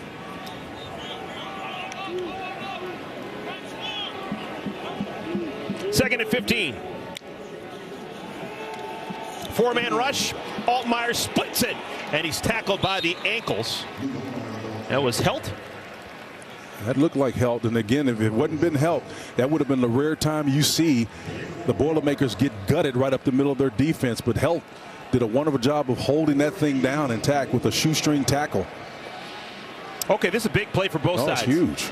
Illinois wants to stay on the field. They're probably outside of field goal range going into the wind. This is a 3rd down and 11. They got a new safety in the game, and so got a nickel back in. Altmaier slings it. Caught but short of the line to gain. That's Franklin. He makes the catch at the 30. It's going to be 4th down and short. And Nyland Green, the boundary corner. You know, we talk about boundary and field and all that stuff. That's the short side of the field. And unlike when you have a field corner, he's going to have less skills. But in this particular case, these guys that play match coverage, man for man, are as equally talented on either side. So there's no drop off. When Kevin King's defense comes out here and covers in man to man, you've got to be able to cover. 4th down and 2. They bring in Valentine. He's in the backfield next to Altmaier. Fake it to Beatty. Nice staying home. Altmaier running out of time. And that is incomplete. Incomplete. It's going to be Purdue ball. That play was blown up from the jump. And Illinois has to give the ball over on downs. Momentum has definitely swung to the side of the Purdue Boilermakers.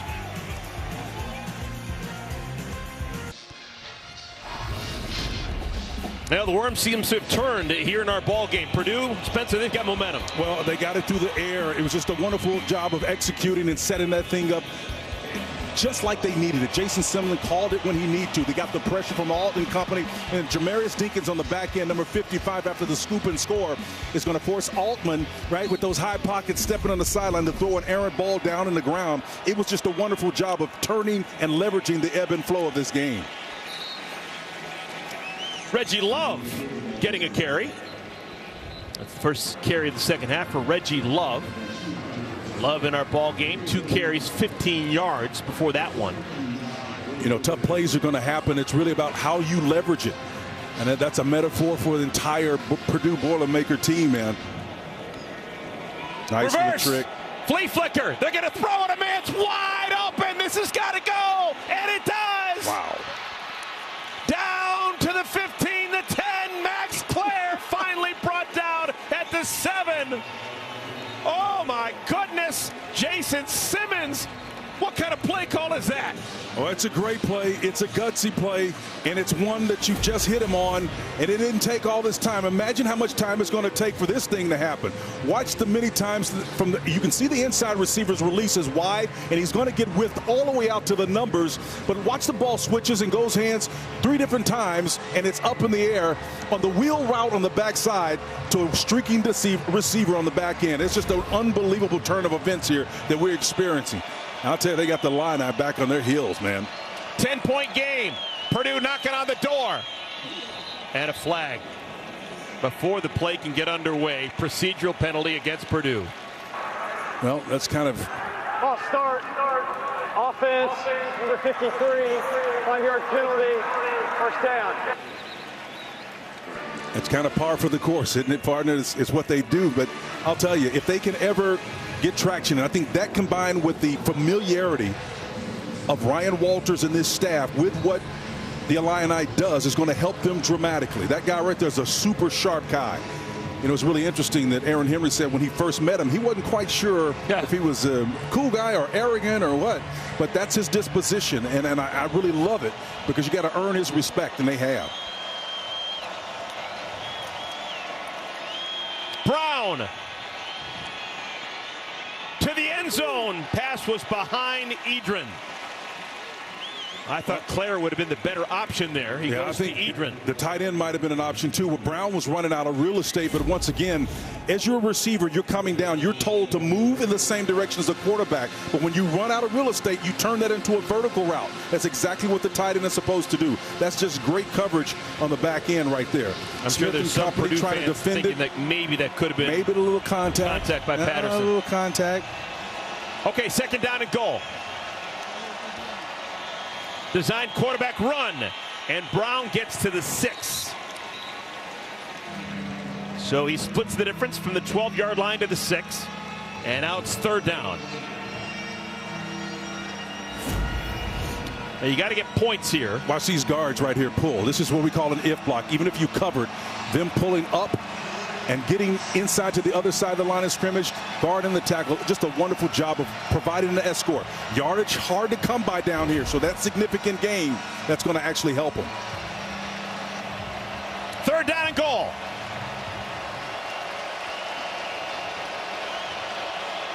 One-on-one coverage, torn to the end zone. Edrin, incomplete. Caleb Patterson had the coverage on Edrin.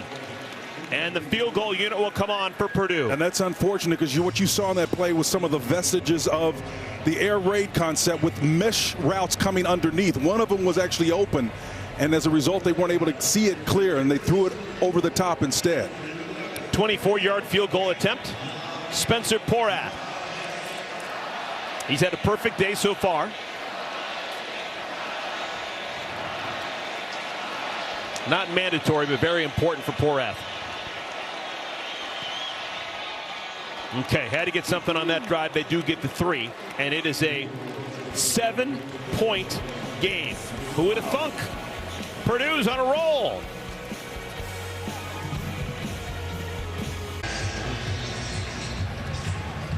Illinois leads, but only by 7. A lot has changed in this ball game here in the third quarter. We still have 49 seconds remaining here in the third. Last 2 games before today, Purdue a grand total of 16 points. That was in a loss against Nebraska and lost last week against Wisconsin. In this quarter alone, Spencer Tillman, just to show you what momentum will do for you, they've got 17 points. Well, you got to read the fine print. What was those disclaimers back in the days of mutual funds were really big? Past performance, not necessarily an indicator of future success. I mean, that's what this organization and what the Boilermakers could say about this game, quarter over quarter, and the year for that matter. How do we touch back at the end zone? Ball be at the 25 for the Illini. Let's go to Mike Hill in L.A. for an All-State game break. Tell me if you've ever seen this. Number 4 Penn State at USC. Tyler Warren snaps the ball to Bo Pribula. Pribula passes backwards to quarterback Drew Aller, lined up at receiver. Aller then passes to Warren, the snapper, who makes a great catch for the touchdown. Sparked Penn State's offense because they scored 14 straight to tie the game at 20 in the third, fellas. How about Penn State? A little funky. Maybe a little hubris creeping in from their part. We got some of that double reverse action going on here, man. All right, Illinois. They're in a bit of a funk right now. They've only got 3 points here in our third quarter. Nice stay at home. Meyer Oh, he makes a miss. Altmaier was able to shake Antonio Stevens at the line of scrimmage and get out to the 47-yard line. Altmaier showing some foot speed right there. Stevens, I thought he had him dead to rights, but you can see number 11 on the edge. Watch him scrape, and he's there looking like he's in good football position, but the fact that he had to cross over lets you know that that angle is being taken away from him by Altmaier, who had a nice head of steam going. That's 27-yard run for Altmaier. Oh, man, that's sweet. And that'll be the final play of our third quarter. Great job, though, by Purdue in this third quarter. They outscore Illinois by a score of 17-3 in our third quarter to make this a game as we head to winning time. 4 fingers in the air. We've got 15 more minutes of football. It is a 7-point game in the battle for the Cannon Trophy.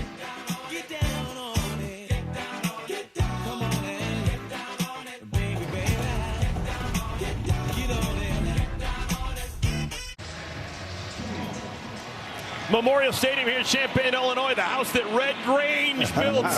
Beginning of the fourth quarter, they've got a race, 77 yards. That was Red Grange's number. Maybe the best nicknames in all of football. The Galloping Ghost and the Wheaton Iceman, Red Grange. He had to have a great name like that because he was America's first mega football star. I mean, Red Grange was the man. Start of the fourth quarter, 7-point game. Illinois does have the ball. Illinois was outscored 17-3 in that third quarter. We've got a game. McCray tackled from behind. Tackle made by Hudson Miller, sophomore from Cathedral High School in Indianapolis. Yeah, they're trying to attack the Illini, the center of that. Just a little minor 3-yard gain, but that's enough to have some modicum of success because, again, I'm just impressed with this front. I can't say it enough today how effective they've been. Now, granted, they're way out there top Caden Fagan, their top rusher, and that's a problem, too, for them. But, you know, that you line up against who shows up to play. So, second down at 7. Ball right at midfield at the Dick Butkus 50-yard line.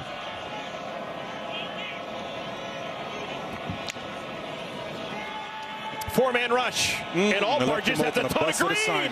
Down the right sideline. Luke Altmaier. Cadron Jenkins saved the touchdown. That is a gimme 36 yards for Altmaier.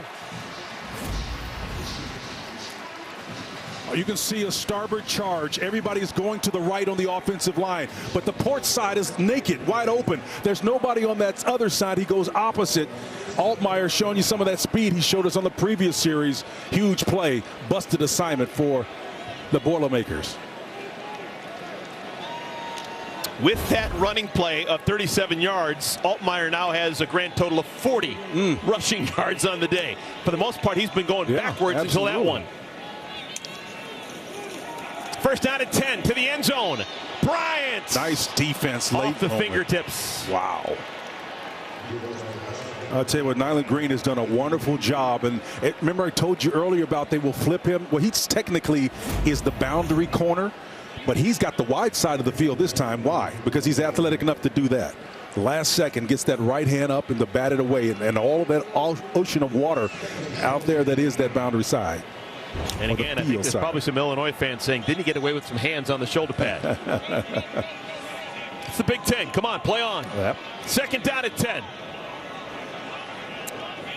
Trips to the field. Altmaier's got it. Green grass in front of him. Touchdown, Illinois. Looking like Juice Williams. Hey, it's not rocket science, partner. If you're the Illini and you're Barry Lunny, you just want to run away from the numbers. So let me come out and build a trips formation and then go up to the right side where there's only one edge rusher who is sold and bites on it and thinks it's an inside give. And Altmaier's already shown us that he can run, and he can run fast if he has to. He waltzes in for a score. Purdue needed a stop. They can't get it. Lead back up to 13 for the Illini. Olano. You betcha. And it's a 34-20 ball game here in Champaign. How about Luke Altmaier? Getting on his horse, scampering in for a touchdown.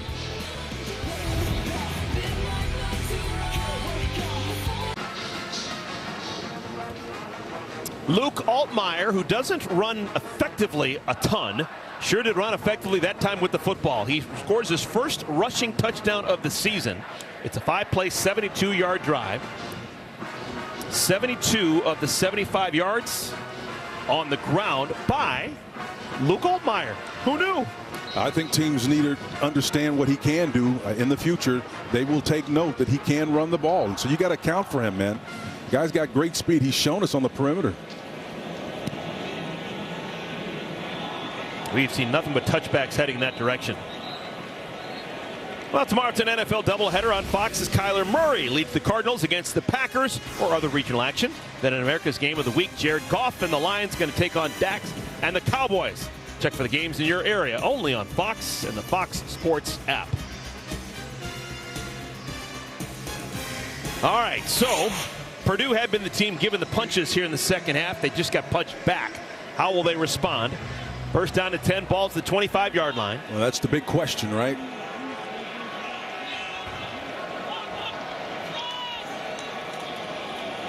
This is Maccabee, 5 yards on first down. And I think what they're doing now is trying to get some flow going with Maccabee sideways, and then but still coming back to the vertical, the middle part of the field, which has been the soft spot. So they obviously clearly see something that's successful or a weak point for them that they've been able to leverage.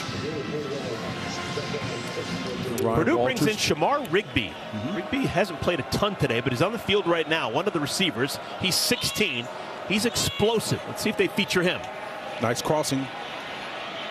We're too late. Oh, my goodness. That's a dangerous pass. Crossed his body across the field. Incomplete. Well, you got to trust your protection, number one. And again, Brown wanted to have that a little bit early. He needed to have that about 7 or 8 steps earlier and release that ball because the over route was there.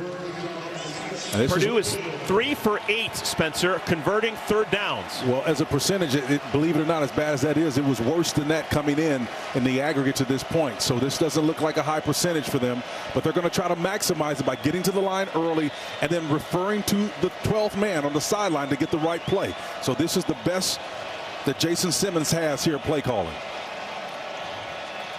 Nice. Dart over the middle. It's caught. That's clear. It'll be a first down.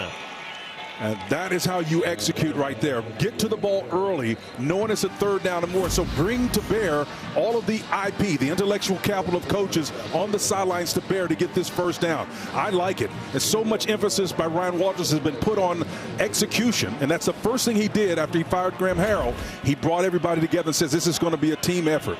You saw it on that last play. And Jason Simmons, the offensive analyst, he's the play caller for the second consecutive week. Last week against Wisconsin did it field level. This week choosing to do it up in the booth. And that tells you something. When all of the assistants are down, they want to see these young players' faces. Brown. He's got room to run. Zigging across the 50-yard line. That's another first down for Purdue. And we have a Boilermaker down. You look at Brown, I mean, no shock that there was 157 yards rushing. He was responsible for the lion's share of it. Watch this move right here. Put his foot in the crowd and get back up an additional 6 yards on that play. That kid right there's got something special now. It was the center, Gus Hartwig, who was down for a moment, but he's fine. Not so well for Illinois is Seth Coleman, who has to leave the game. So a momentary timeout. Now we're moving again. Clock ticking, 11:30 remaining. They fake it to Maccabee. Nice. The tight end Claire's got it. Look at that move. Does he have enough speed? He doesn't. Caught from behind at the 7-yard line. 43 yards inside the 10. Yeah, Winston Berglong wasn't the guy that made the tackle, but just the speed you can see. Again, the tight end gets wide open in the middle of the field and tries to put everybody in his hip pocket. Does a wonderful job of getting there on the back end of that play.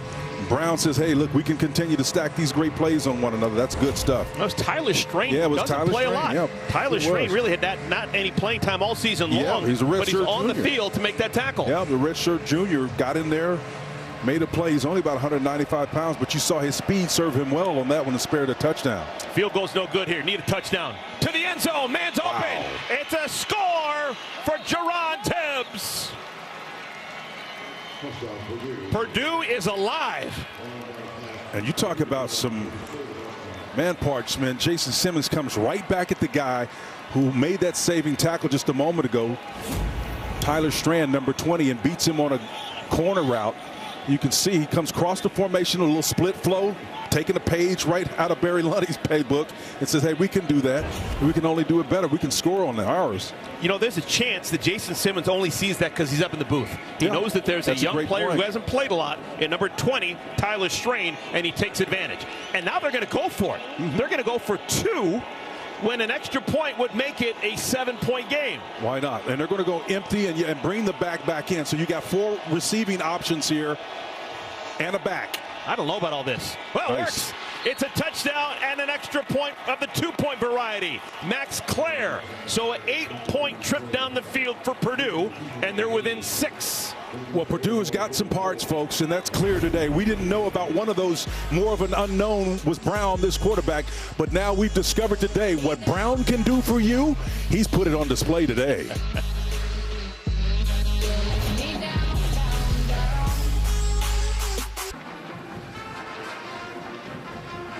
Families affected by Hurricanes Milton and Helene urgently need your support. Help the American Red Cross provide meals and shelter to people when they need it most.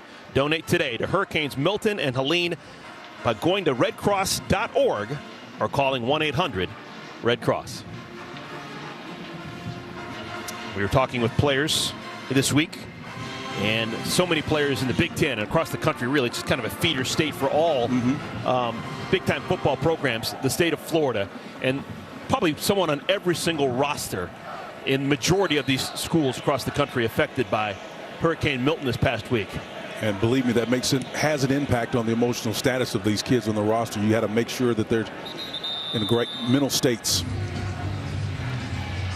Okay, Luke Altmaier, known for his accuracy of the passing arm, well, known for his feet last drive. Well, he was mobile. We saw that. But then you saw the accuracy of the arm as well on a pass that may have been underthrown, but adjusted it well enough by the receiver. Then over the middle, Franklin and company were able to pay it off. Bryant here. And then just showing you the captain taking charge. And then on the field with the Franklin working on the boundary on a little off pass. Put it in a position where you got a conflict as a defender. Who you're going to cover. Just great design and execution. On the ground, they start with Josh McCray. Short gain on first down for McCray. Illinois has been outscored 25-10 here in the second half. That's really amazing. But again, I keep coming back to what I'm seeing on tape.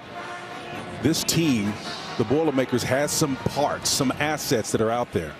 It's just the change has been so abrupt. They've not been able to leverage that properly. They move Thieneman up close to the line of scrimmage for Purdue. Thieneman's in the box. It's going to be a pass. Altmaier spits it out to Beatty. And Beatty is tackled in space, but not until he gets a first down. Karloftis with the tackle. It's a gain of 14. Well, you got to do a better job, Nyland Green, boundary corner of tackling here. Watch number 2 when he comes back. You got the end stood up. Number 2 comes in. He's got help inside, and he's just reaching. No, you can't do that, man. You can't worry about getting hurt. You got to go take those high heels off and get after that guy. Bring him down. Sound like Jerry Glanville. That was a Jerry-ism, by the way. First down at 10. Purdue showing blitz. And McCray stumbles forward to the 45-yard line. Illini doing a wonderful job with what we could call a tandem pull effort, where you've got 2 guys, a tackle and a guard, pulling. There's a down Illini. Is the man down for Illinois. Priestley's been the right tackle since game number 1 this year for Illinois. Yep. He's been one of the main cogs in the much improved line. So we've got an injury timeout. Exactly 9 minutes to play here in Champaign.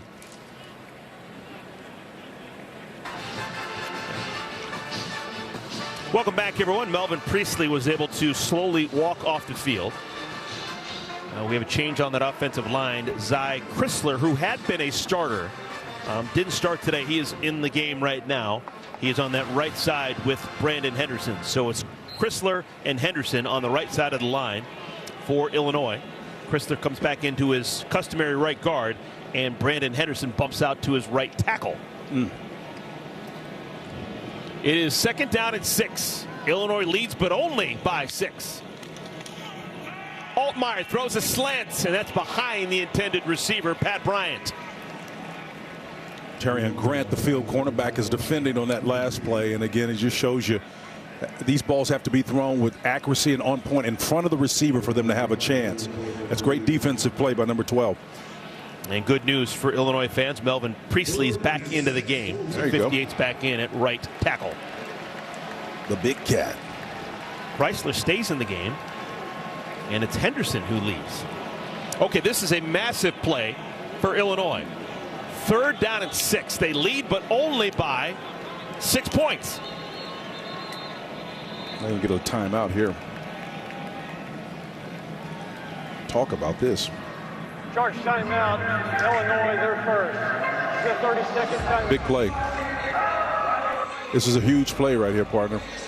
You talk about ebb and flow in the course of a game. Right now, you got to be mindful of the fact that this Purdue Boilermaker team has shown a prowess and an ability to come back and score. And in each of these series, there's been a different person responsible for that production. So if I'm a coordinator, I'm trying to defend this, I'm mindful of all of these individual parts. Who am I going to defend? How am I going to try to do it?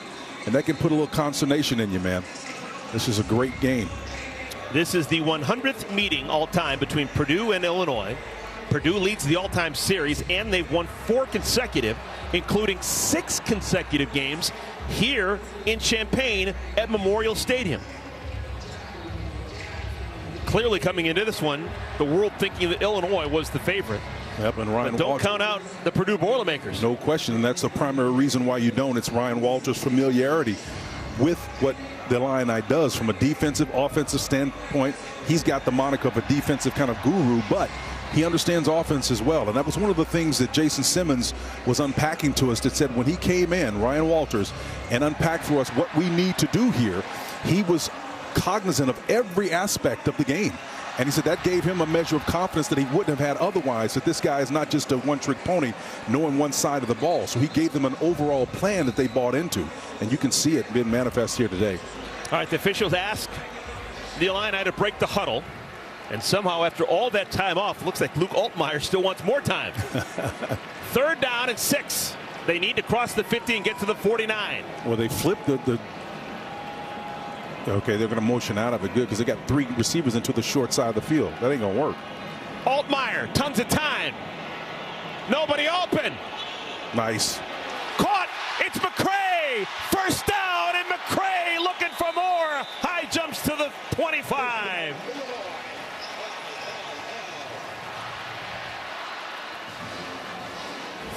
I tell you what, this is something special right here. Real-time decisions is what you've got to make. Watch him turn this Altmaier into a run-pass option. He's coming to the line of scrimmage, knows where it is. A defender comes up in his face, and that's Kadrian Jenkins, the middle linebacker. Further review for potential targeting. Yeah, I saw that at first blush, and I don't think that that's going to be an issue. It was Altmaier who got hit after he threw it. I think that was just a shoulder. You know, Kadrian Jenkins, number 4, the middle linebacker, the Mike linebacker, he was the guy that was at the point, and I'm not quite sure. See, here's the hit on Altmaier. Yeah. So I just think the decision-making by Altmaier to know where the line of scrimmage is, and that helmet, boy, that's right square in the sternum and under the chin, right? I guess I didn't see it as well as I thought I did. He's trying to pull off, but it's way too late to pull it off from that. That crown was down into the breastplate, head, neck area, chest. Got to see what you hit. That's Kadrian Jenkins, who is in danger of being dismissed. Taking a walk, yep. Good thing about it, they let the kids stay on the sideline now, but, you know, again, keeping your head up. And I think even being mindful of the fact that it's a quarterback, even more in your mind to kind of stay up, right? Because the guy is going to be protected. You know that. The rules are leaning toward them and have been for a better part of a decade now. And they always talk about defenseless player. Quarterback in that situation. After review, there is no foul for targeting on the play. Wow, good. They called that off. Okay. Well, let's see what we're hearing. It was the side of the head into the chest. Okay. I'm just curious what made that face mask move downward. So that was a. Well, to me, it's such a punitive penalty. I've never, sure, unless it's tough. Absolutely just horrific. And then that's where the flexibility has to come in. There has to be some discretion, I think, given to these officials to make those calls. First down at 10. Outskirts of the red zone, ball spotted at the 27. Valentine, freshman running back behind Altmaier. He's got it. And Valentine, probably not enough age to get that pile moving forward. He's only 190 pounds. He'll grow into that frame. I love Joe Anderson and Cole Brevard, number 91. That line is just so strong, man. Not going to get a lot of yards rushing against them.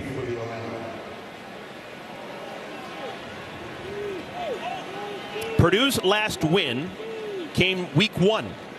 They didn't win the entire month of September. Their only win, August 31st, home game against Indiana State. 4 straight losses. Veteran McCray back in the game. They give it to McCray. Nice, good job. And he's tackled by Jenkins. And Jenkins thrilled he's still in the game. No takes it out of McCray. And you saw that energy, man. You jumped on that, Eric. And that's exactly what I said. When a guy feels like he's got a second shot at life, man, another life. Kedron Jenkins came in there in that middle linebacker position and made a tremendous play. Like somebody shot him out of a cannon. Watch him come and read and react here. This is exactly how you teach it. He read flow initially, took a false step to one side, but discern where the run was going to end up and made a great play. Third down at 7.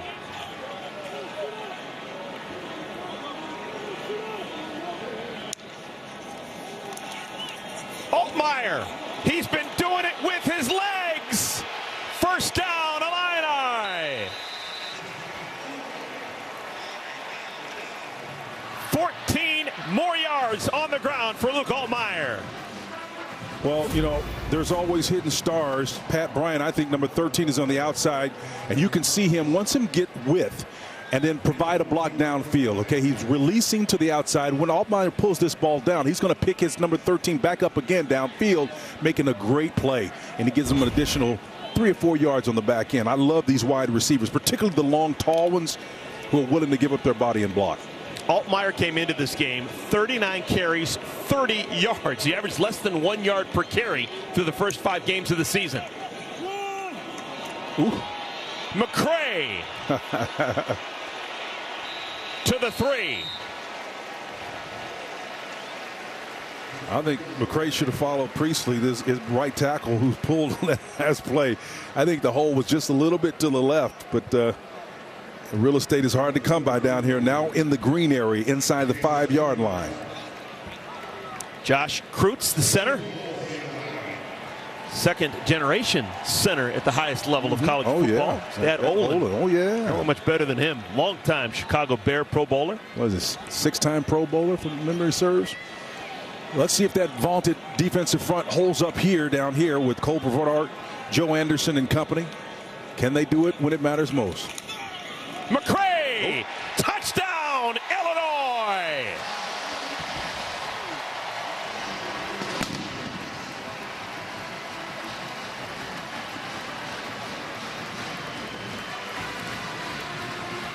Third touchdown of the afternoon for Josh McCray. 2 rushing, 1 receiving, and the lead is 12 with an extra point coming. This Illini front has decided I'm going to be a complete unit. Not only have they protected their quarterback extremely well, they've also blocked in those crucial moments when they've needed to get those yards. None more important than down at the 3-yard line for the score. Highlighted Josh Geske. He had a nice block to open up that hole for McCray. And now Illinois is going to go for 2. All right, they lead by 12. That makes sense. Okay, yep. Make that lead 14.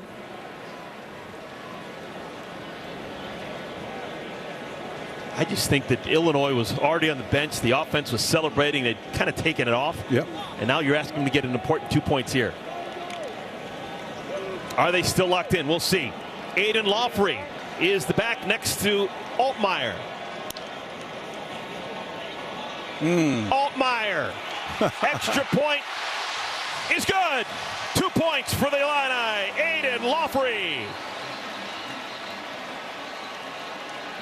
And late flags come on the field. I think it's going to be against the Illini. And that's unfortunate, too, because Lawford, we thought we may figure into the run game in some form. Illegal man downfield, maybe? Well, he slipped out late. Now he's an eligible receiver, so but it's going against the Illini, though.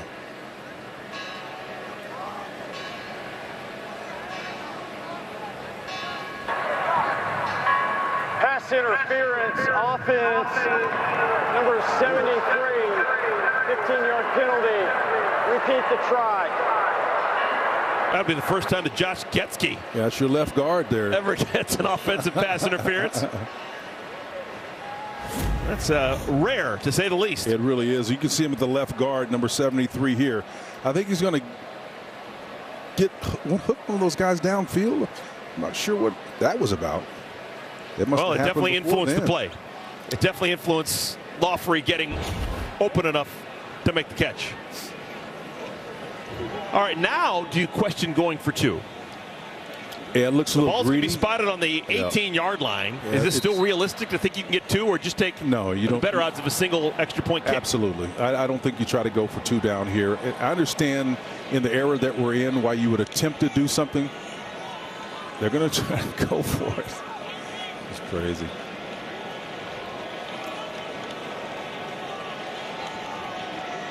This is worth 2 points. Wow. Altmaier. Wow. Lawford tackled at the 2. A lot of excitement and a cannon being blown off. And that's a shame, too, because you got a bunch of real estate yards eaten up on that play, only get to the doorstep again. That's a high improbable play to get in for 2 on that. That's just not quite sure what that's about.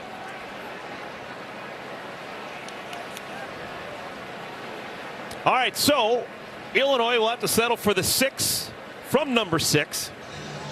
And they lead by 12. They still have to feel relatively comfortable. There's 5:05 remaining in our game. Yeah, I like the idea of that 40 spot hanging up there, though, because it just, in the era that we're in, perception is reality. We live in a world of images and impressions, and when it comes down to it, this now current team with 1 loss continues. I know they've got a tough stretch coming ahead, Michigan around a corner. But if they can still be standing, looking positive and good, and Penn State continues to thrive, it's only going to elevate them to when that subjective committee looks back and say, well, they hung a 40 spot on this team. And look, Purdue's only going to get better from here on. I truly think they're a good team. Purdue's going to have that quick turnaround. They've got the game Friday against Oregon. Illinois' next game will be right here a week from today. They'll celebrate the 100th anniversary, the dedication game of this building opening up. That was the game in which Red Grange scored 4 touchdowns in the first 12 minutes against Michigan. The Wheaton Iceman. Touchback. We've had nothing but touchbacks heading into the end zone. Ball will be at the 25-yard line. There's a lot of opportunity here yet for this Illini team. You know, Brett Bielema is 4-6. That's 400 winning percentage against AP-ranked teams since he's been here. And again, the schedule, the way it plays out, they've got a chance to build credibility is the point that I'm making. So the opportunity will be there to get better. You got that plaque with Red Grange outside. There's a statue of the Galloping Ghost. Legendary footballers in the history of Illinois. Purdue's got it. They need 2 scores in a hurry. Brown. Oh! His receiver turned his back, and Dylan Rosiak almost got a pick. Well, you got to be mindful. You can't turn your back on your quarterback. And, you know, when he's scrambling, moving the ball upfield, you want to turn because you know that he can run. That's one of the downsides of having a mobile quarterback. At what point in time do you turn and run? It's really hard to have the kind of depth perception as a receiver to determine when he is going to run it or when he is going to throw it. And his tight end said, hey, look, I'm going to turn my back and block for you. And he says, wait a minute, I'm throwing it to you. Well, both Rosiak and Strain dove for that ball, and Strain really never got up, but just for a moment. Strain is the man who is in pain on the field. Tyler Strain really had not played much at all this year, but he's gotten some major playing time here in our 4th quarter. Well, I think he's got some talent and some skill, and I think in the era that we're in, you're going to see these guys who can play, who are gifted on the field as much as possible. That's one thing that Aaron Henry talked about. He wants guys that are athletic able to move, able to cover, and he's going to find a spot for him on the field.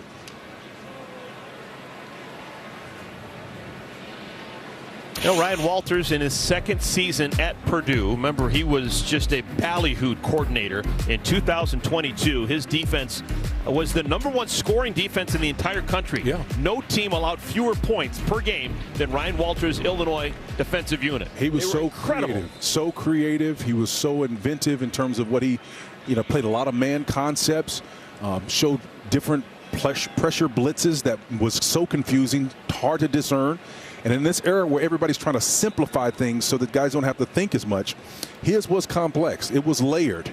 And so what Aaron Henry has done is taken a kind of a hybrid form of what he did and simplified it to the extent that he can. And he gave us some examples yesterday of how he does that.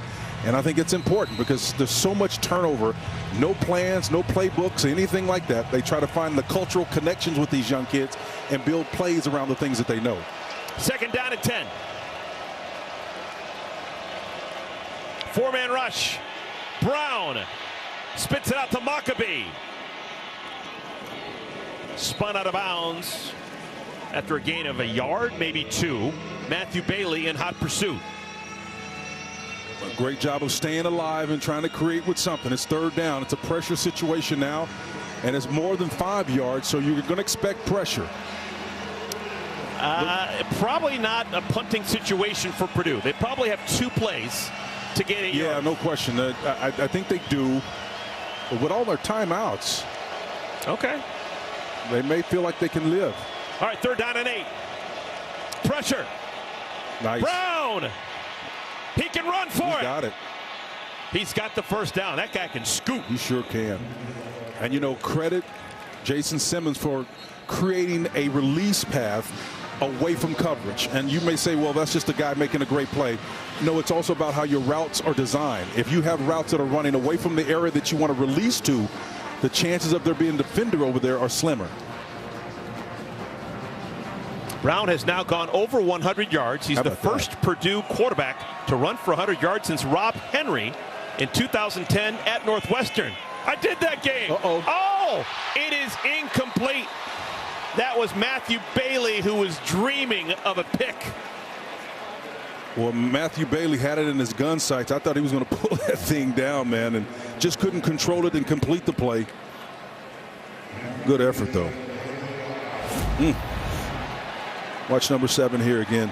Brown sees what he wants to go with it. The ball is out. But watch Bailey make a break on it, go hands ball that. Pulled it in with the right. Doesn't complete the control. Tries to turn his body to present the ball to the official. Just can't control it. Second down at 10. Brown lofts it. Oh, my gosh.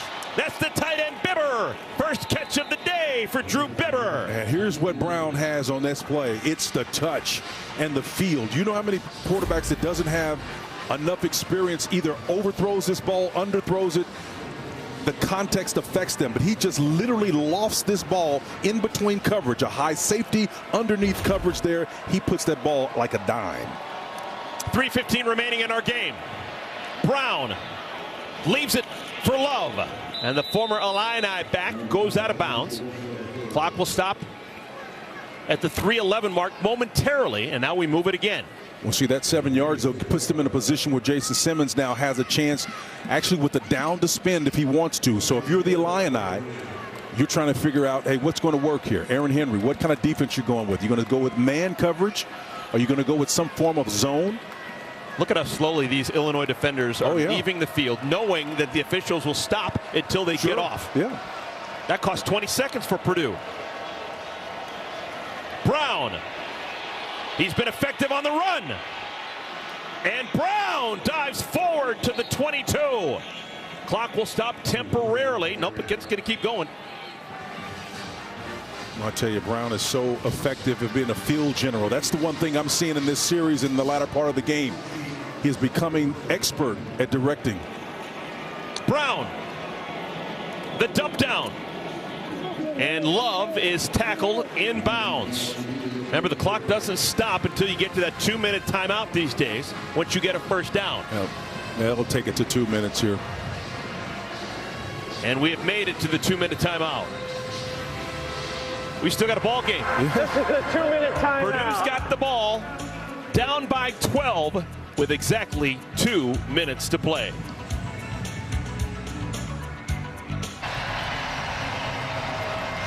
This game is still in doubt. We've got 2 minutes remaining. Purdue's down 12, but they've got the football and they're knocking on the door. They got the ball on the 18-yard line. Today's hardest working player, sponsored by Liberty Mutual Insurance. Only pay for what you need.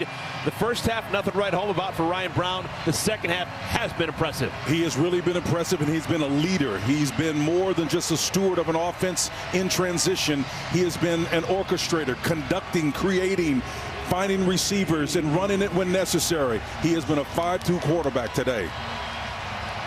Reason to smile if you're a Boilermaker fan. Maybe they found something. Second down at 7. Touchdown is needed for Purdue. Maccabees got it down to the 2-yard line. And now the clock will stop as we're inside 2 minutes and they get a first down. Clock will stop temporarily as Purdue gets to the line and the chains move. That's what I meant when you operating, executing, finding Maccabee coming right down that hash on a skinny post route. Our clock's moving again. Soft spot in the middle of this defense. You can run it on this. They do. Maccabee reaches and scores. Touchdown, Purdue. Devin Maccabee's had his typical really good ball game. Give him another touchdown. And this is now a 6-point game. You see that little soft spot in between the center and number 77? It's a natural void. And these uneven fronts, when there's no one over every single player, those are the voids. And so you call it at the line of scrimmage, but when you go up there, if nothing changes, you go with the play that you've called. If the other guy's covered, you go to the opposite side. It's just this is what I mean when I say orchestrating. This kid has grown up right in front of our face today. Pour at the extra point.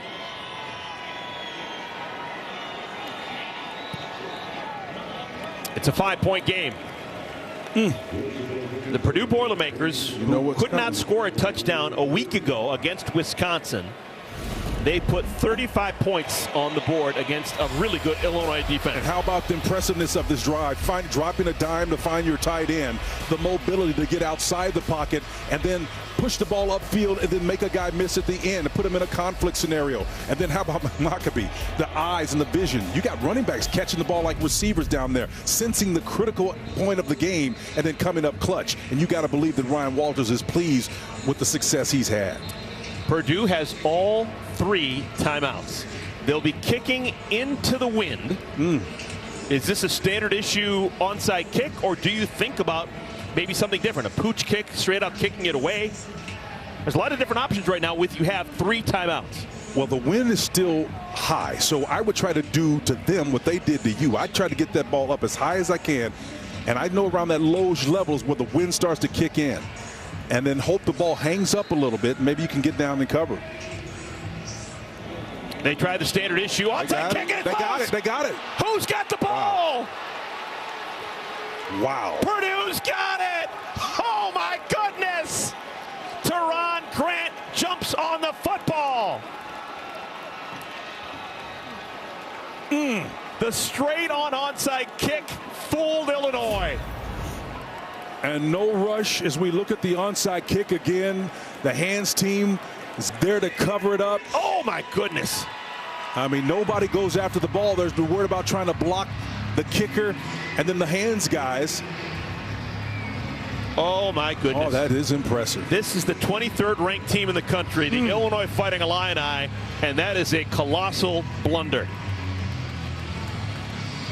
And there's no rush. It's an eternity with the minute and 34 seconds on the clock. I mean, you got plenty of time. Just make sure you can move the chains at least once to get another first down to put them in conflict defensively. Riding the second-string quarterback, Ryan Brown, Purdue is a touchdown away from taking the lead. Here's Maccabee. And Maccabee has it up for the first down. Nope, they're going to say he was short, and so the clock continues to move. That's all right. You know, it's a great situation to be in. It's 3rd and 1. Go ahead and get your first. So the clock moving. Second down. So go ahead and get your first down. You got a down to give. Plenty of time. Plenty of downs. Brown's got it. Run it. Caught. Tibbs has got it all the way down to the 13-yard line. And now the clock stops with exactly 60 seconds to play. It'll stop until the chains are in place. Gain of 21. The deft hand of Brown, man, he has been something special. Crowd here stunned. Brown looking for Maccabee. Touchdown, Purdue!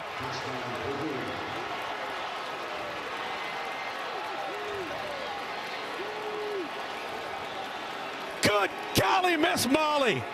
Who saw this coming?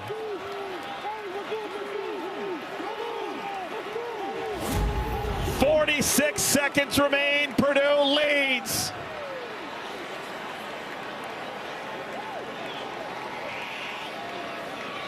Well, I tell you what, this has been a clinic down here by a guy who had a very, very small resume, and Brown shows you. He says, hey, the moment's not too big for me. What do you got? Bring it on.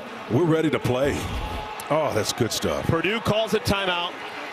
Play clock was winding down. They want to make sure this is a good play with everyone involved. They're already up by a point. They want to go up by 3, so they're going to attempt a 2-point conversion. Wow. Ha!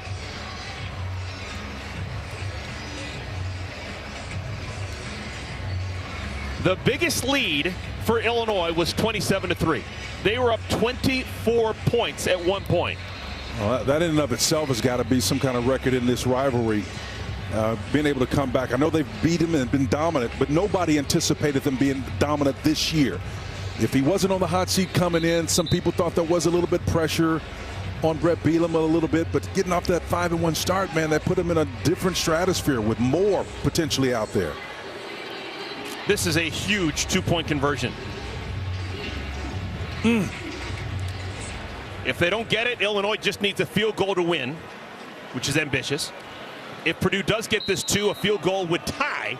Illinois would need a touchdown to win in regulation. I think this is inconsequential. I really believe that. I think 46 seconds is way too much time, and it doesn't matter if you get the touchdown. Purdue going for 2. Design rollout right side.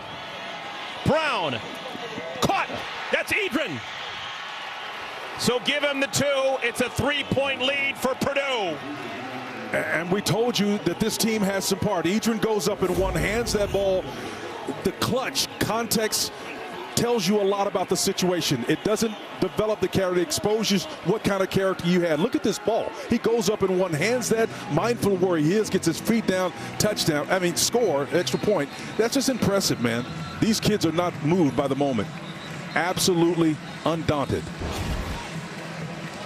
Illinois has fallen apart like a $3 suitcase. They had a massive 24-point lead that is all gone now, but they still have 46 seconds to wriggle out of this. Well, partner, you and I talked about this yesterday. They say familiarity breeds contempt, and everybody knows that Ryan Walters is familiar with what this program is about.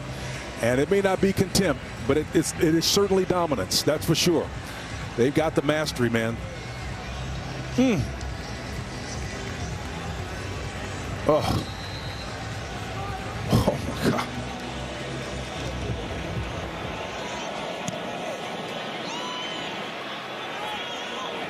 Coming up and making the running catch. Wilcher out to the 27-yard line. That is where Illinois will start. How about this comeback for Purdue? Well, it's impressive. Orchestrated again, set up by a great catch by Maccabee, so why not give it to him and get him in there? He'd helped you in the pass game. And then the onside kick to recover with the hands teams, earning their keep. And then the touch deft by the running back again on the wheel route on the back end of the end zone. And Brown says, hey, man, I can do it for you. Just put me in, coach. But your resume's not long enough. That's all right. Let's make one tonight. Illinois has 2 timeouts. They had to burn one. At the time, we didn't think it was very consequential, but they had to burn a timeout earlier in the second half. 42 ticks remain. Altmaier. This is burning a bunch of time. Incomplete. Incomplete. 34 seconds remain. Well, you look at the skill set of these guys on the back end, it sure comes up in the moment. I'm just totally impressed with how athletic this back end is starting to show, but it's the crisis that's exposing all of this. Alessandro showing you defensive prowess on that last play.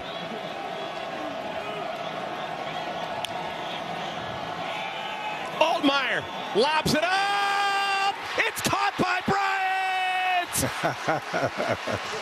Prayer answered for Illinois. And you know they've got a kicker that's got a big foot, right? The concentration again to snow cone that ball. Big chunk yardage there. 34 net yards, and they are on the doorstep.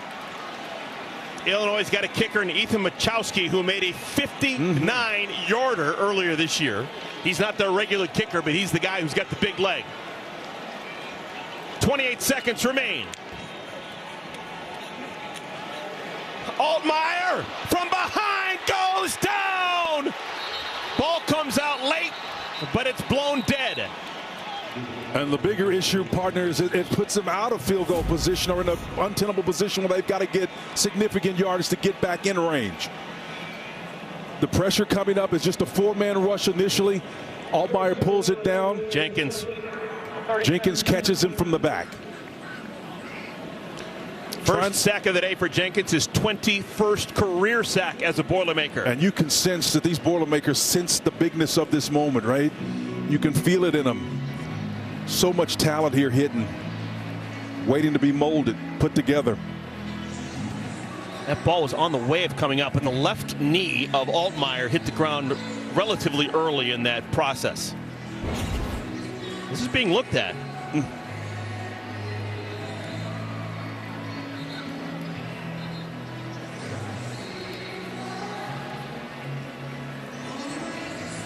Wow. We've got 19 seconds. Yeah, the officials now signifying that. Ruling on the field, the runner was down. The play's under further review. Yeah, you knew that was coming. Yeah. The officials were buzzed and told that this needs to be looked at a little longer. So Jenkins gets the sack. He tried to strip it away. The ball was loose, but where was the left knee of Altmaier? Is it loose yet? Yeah, it's coming out.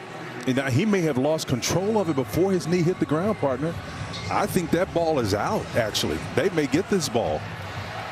They are going to get this ball. The Boilermakers are going to get this ball. Is this loose to you? Is that yeah, loose the to ball, you? He doesn't have control of it. That ball is out. No, he's got it trapped against his leg. He has no control of it, though, Eric.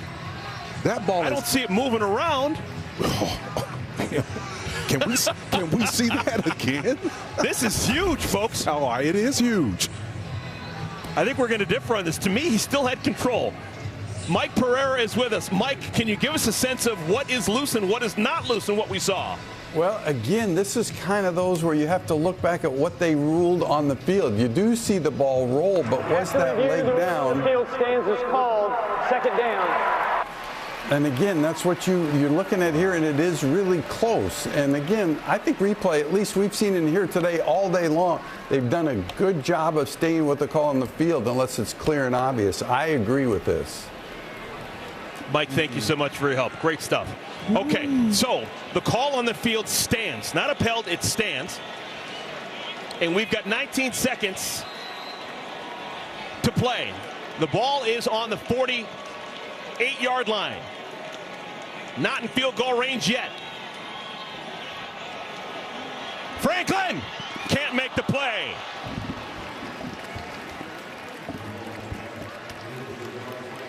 It's now third down and 17. Thieneman coming all the way from that defensive position on the back end.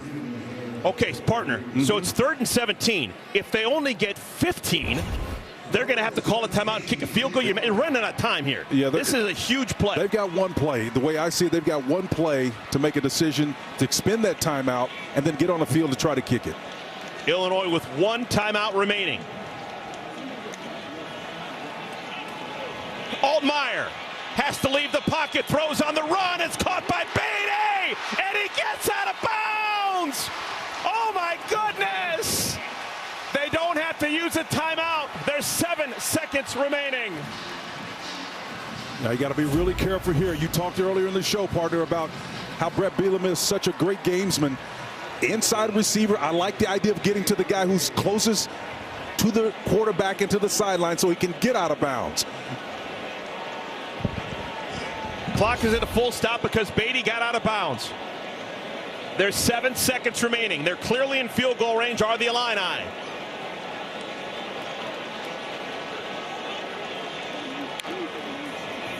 Altmaier to the end zone. Incomplete. Incomplete. First time all day long he's been looking the way of Malik Elzy. There are still 2 seconds remaining, and now you've got to kick the field goal. You got to kick it. You can't risk this. But again, the ball is up and contested. You know, I'll tell you, that could have been a pass interference. Here's why. Only because as a defender, you eliminate that potential if you turn back and identify where the ball is and present your body. What a moment. This will be a 38-yard field goal attempt. David Olano.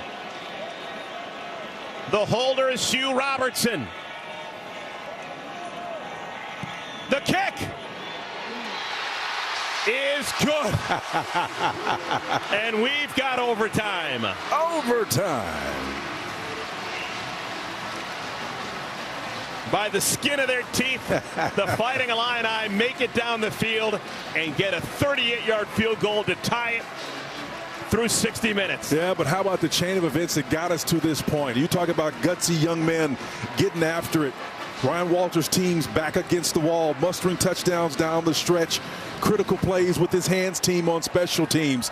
Understanding the historic mastery he's had against this bunch, not taking it for granted. It's impressive. For those of you looking for the Washington State-Fresno State games, available streaming live on the Fox Sports app and on FS. It's tails. Purdue's won the toss and chosen to go on defense. You want to play on that end? Okay. Illinois gets the ball. So Reggie Love, the former Illini Fighting Illini tailback, he calls and wins the coin toss. We've got extra football here from Champaign. Overtime in a moment.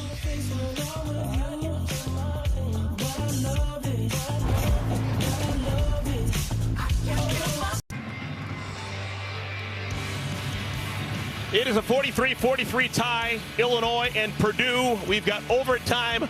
We just had our coin toss. Purdue won. They chose to defend to begin overtime. Each team's going to start possession, 25-yard line going in.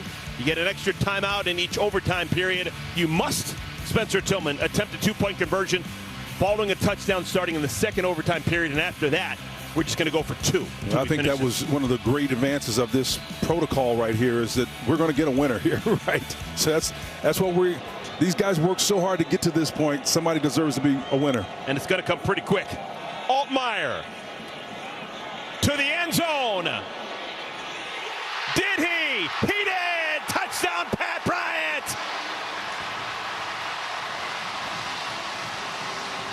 That was quick.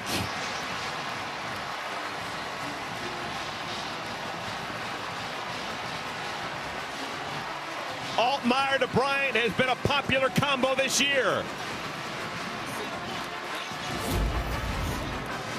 Pat Bryant, the senior from Atlantic Coast, shows you that length that he has comes to bear. Uses that left arm to stiff arm just a tad, a little bit. IDs that ball and grabs it with his hands, high points it, and keeps his feet in bounds for the score. And Altmaier says, hey, that's it, man. That's what we do. Olano's been perfect today. His extra point, right as rain. And it is a quick 7 for Illinois. I shouldn't say it out loud, but they've got Dick Butkus' number. You can't lose when you get a Dick Butkus. Barry Lunny says, this is what we've got for you. We're not going to waste it. We're going to take a shot on the first play, our opportunity here of this extra session. And he goes up, allows Patrick to use that extra length, 4.5 inches over the defender here to convert on that very first opportunity try in this overtime session.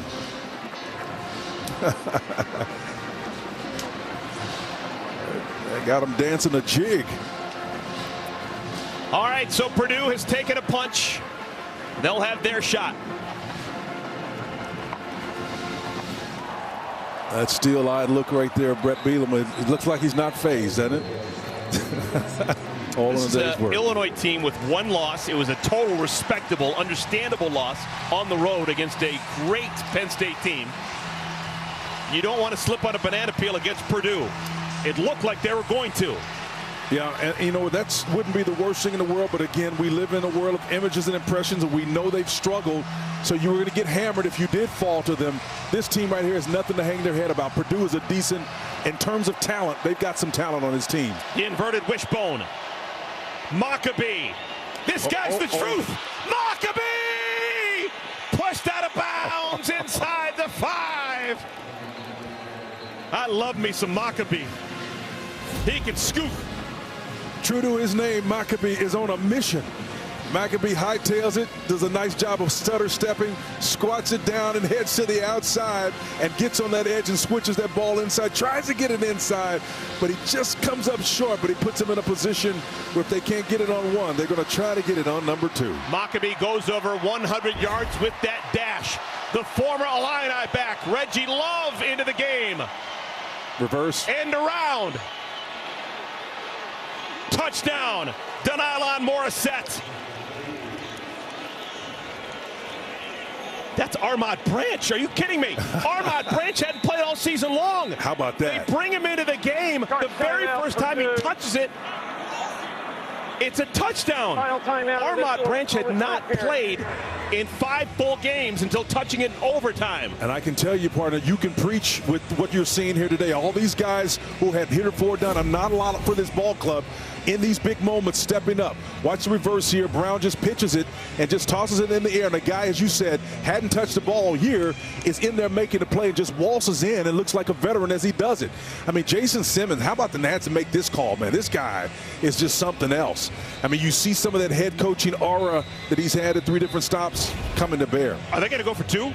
I think they are. They're on the road. You know, I tell you what, I see over the course of the game, you make notes, and you've got your staff up top, and this is a team effort. I guarantee you they've got some intel. They've got 1 or 2 plays in their back pocket to know down on the doorstep they can take a shot here. Oh, my goodness. Why not go for it? You're on the road, The man. Purdue Boilermakers are going to go for 2 and win the ball game right here.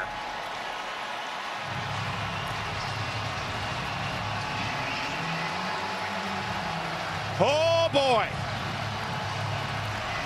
Ryan Brown, the quarterback, his first collegiate start. He's going to have Maccabee next to him for the win.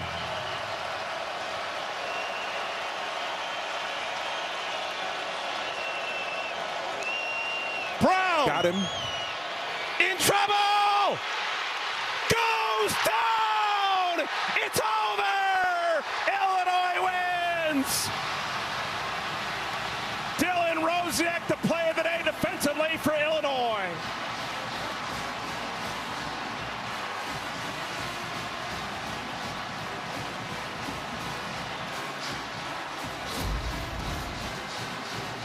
What a ball game. No injury of any sort is going to stop Dylan from making this play. He's been nursing a bad